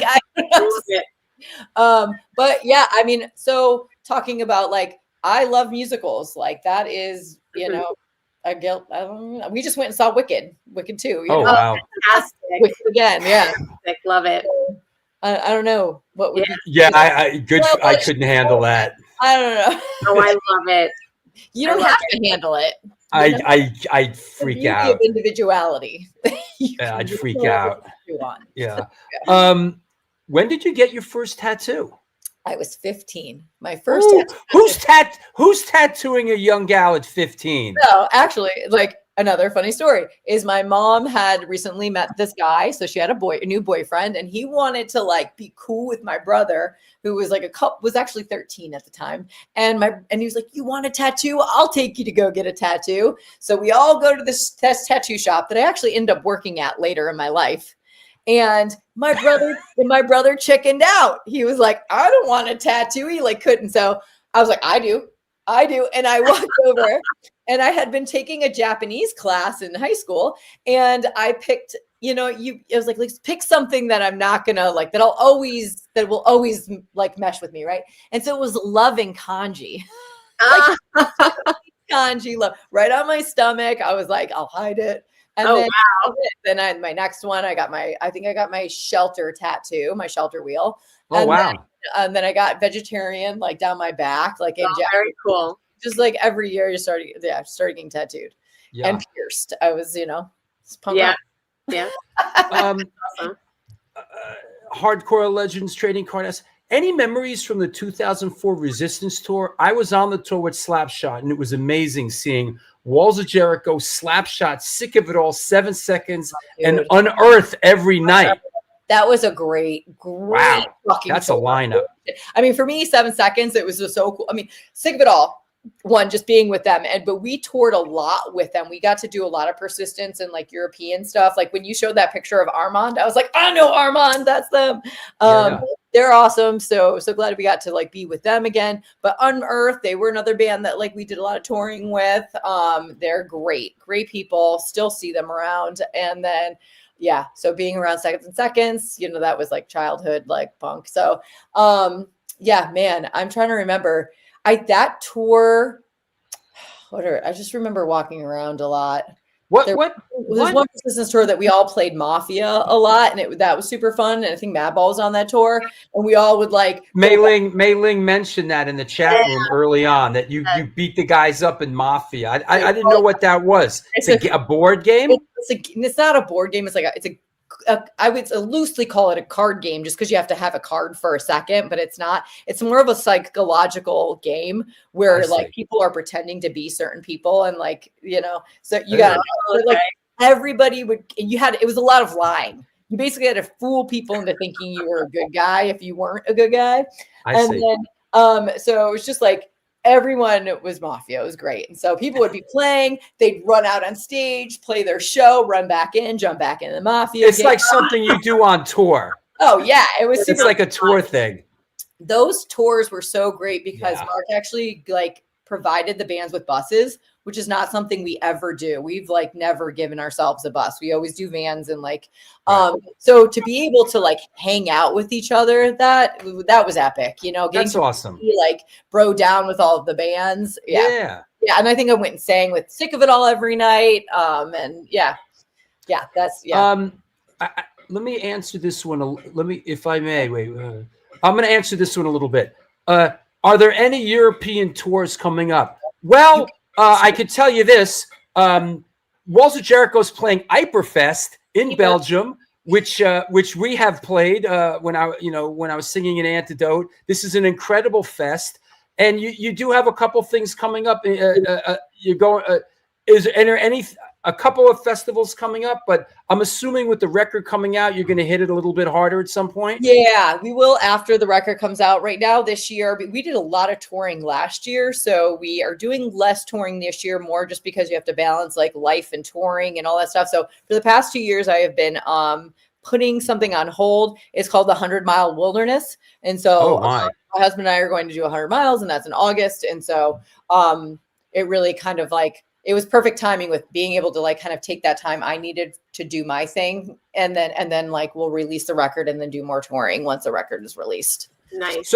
So your husband is a gamer when it comes to going out into the wilderness and he's into, that's cool. Even more so than I we started ice climbing a few years ago and he really is like into ice climbing and like mountaineering and like I saw some of those pictures. So he's really to that, all that kind of stuff too. Yeah. Ice climbing. It's really into endurance. Like he did his 50-mile run last year and he'll do 100 miles this year, like in one day, like, yeah. Oh my gosh. Wow. It keeps me young. That's incredible. Like the craziest extreme sport competition you've been a part of?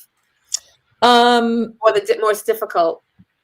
I think it's hard to lift heavy weights, like, cause there's a lot of training involved when you do that stuff. So it's a lot of training beforehand for like a minute of a lift, so powerlifting needs to go like really fast. When it comes to endurance stuff, you're out there for hours pushing yourself. So what was hard for me is swimming in open water. So I learned how to swim a few years ago because I wanted to do triathlon, and you have to be able to like get through that distance. And that's hard. That's hard mental. Like I have like a fear of like deep water. So like when I get back into training in open water, like I wear my my tube, like because I've had panic attacks where I'm like, oh fuck, you know, you see something and you don't want to. I'm like, I'm in a lake, like there's nothing here, but your brain does weird shit. So that sometimes like it's yourself overcoming yourself during those things that are thinking about lake sharks. I'm not trying to. I don't give a fuck if it's a lake or the bathtub. I'm still like gonna. Dude, I grew up on a lake for a while. And the things that I put in my head that were in that lake. Oh yeah, I grew up with Jaws, right? So like it was definitely a bathtub shark. Like I thought sharks were coming up out of the coming up out of the drain, or a snake. So I had to do, you know, and so that has always been the difficult, like, but actually because I surf, when I did open water, there was like crazy choppy water. And so I'm used to like with surfing, you like paddle a certain way. So I actually swim differently. And I was like, I got this. People were like freaking out. But the long endurance events are the hardest. I went and did a day hike with my sister-in-law. It was 17 miles, 19 miles, 8,000 feet of elevation. And we did it in 14 hours. Wow. That was the hardest thing I've ever done, because when you're in it and you get hurt, because like my ankle started hurting, my knee started hurting, like shit starts happening, you still have to do it. It doesn't matter. You are in it till you're out of it, right? No one's No one's coming into self-rescue. So we were like, I'm like, oh, my hamstrings start cramping up. I was like, let's just see if they can hike this out. Let's get rid of this cramp. Like, so it's always just like, okay. Incredible. Candace, I want to thank you so much for coming on the show. It was, I knew it was good. I had a good feeling about this one. I knew it was going to be great. And Lori, thank you so much for co-hosting and for bringing Candace on board. Candace, is there anybody you want to thank? Is there anybody you want to shout out? Oh, I don't know. Shout out to all my friends. Shout out to everybody. Shout out to everybody who's still around, who still believe in us. You know, people that, I don't know, that love us and believe in us and come out and like feel connected to us, because that's what it's all about. You know, shout out to the band, my band, because we've been with each other for almost 28 years. That's, you know, and then to you guys, thank you so much for having me on here. And, you know, this was great. MSD, Nature Nomads, all my people. You know? When you get back out on the road, we'll come through and we'll come say hi. And I'm looking forward to seeing you play. Salem. We'll go do some things. Maybe I'll come on one of those day hikes. You should, absolutely. Come on. Absolutely. Thank you, Candace. We'll talk to you soon. Thank you very much. Take care. Bye-bye. All right. Wow, that was incredible. Great. Thank you. Thank you so much for putting in the work and bringing Candace on. She was a fantastic guest. I knew. I really have to thank my friend Kelly, who, you know, like I said, went on, I guess, one of the yoga retreats that she was a part of. And so I was like, hey, Kelly, like tell Candace to like read her, you know, her messages, you know, like so go through her messages and find my message. So that's that was cool. That was cool. Great. She's the unsung hero of today. and I gotta say personally, it was one of the type of guests that I really enjoyed doing my homework and getting into their back catalog and learning about this person as an artist, and also just all her other passions. It was really great. Yeah, absolutely. This was because listen, man. We could talk New York hardcore. We could do Vinny Stigma till the cows come home. But I really love when somebody a little bit different from my personal realm comes on the show. Just everything that she's achieved, and like I didn't want to, because she's such a humble person, I didn't want to embarrass her too much, but she really was like a major trailblazer. There was no one that was, like that. Sure. There was very few people like that, it was very few here and there, and so she really inspired a generation coming in behind her, for sure. So she's she's very humble and very centered, and that's nice to see. Exactly. So all right, so I will see. I mean, we'll talk, but for the big Lori Dawn fans out there, 2 weeks from now, Lori Dawn will be back, co-hosting the Jennifer Finn Show. Eventually, I'm phasing out, and this will be Lori Dawn will be the co-host of the show as I phase myself out of. You will be the co-hosts, and I'll be hosting. If I could just figure out the StreamYard password. Yeah, there you go. All right. Thank you. I guess am I doing the next show before New Year's? When is this one? No. Have a happy New Year. Wow. Yeah. Yeah, New Year's is what? Next Thursday. I think it's Wednesday. I think New Year's is Wednesday night. I don't know. Like this time of year, I don't know what day it is. No, it's Wednesday. It's Wednesday. All right, next Wednesday. Next Wednesday. Wednesday night is New Year's. All right, well, Happy New Year, everyone. And thank you so much. All right. I'll talk to you soon. All right. Thank you. Yes, New Year's is Wednesday, everyone. So everybody have a great New Year's Eve or whatever you're doing. If you're out, please be careful. I don't traditionally do anything on New Year's. Having grown up in New York City and done a lot of things as a teenager and as a young man, and done a lot of crazy things on New Year's. These days, I like to sort of stay out of the mix on New Year's and stay out of the line of fire here in New York. But a lot of it depends. If we're playing, I'll play, or if there's a show, maybe I'd go. But this year, I think I'm just taking it easy. So everybody, please be careful. Thank you so much for supporting the show. Thank you so much. And we'll see you soon. Until next time, do good things and good things will come to you.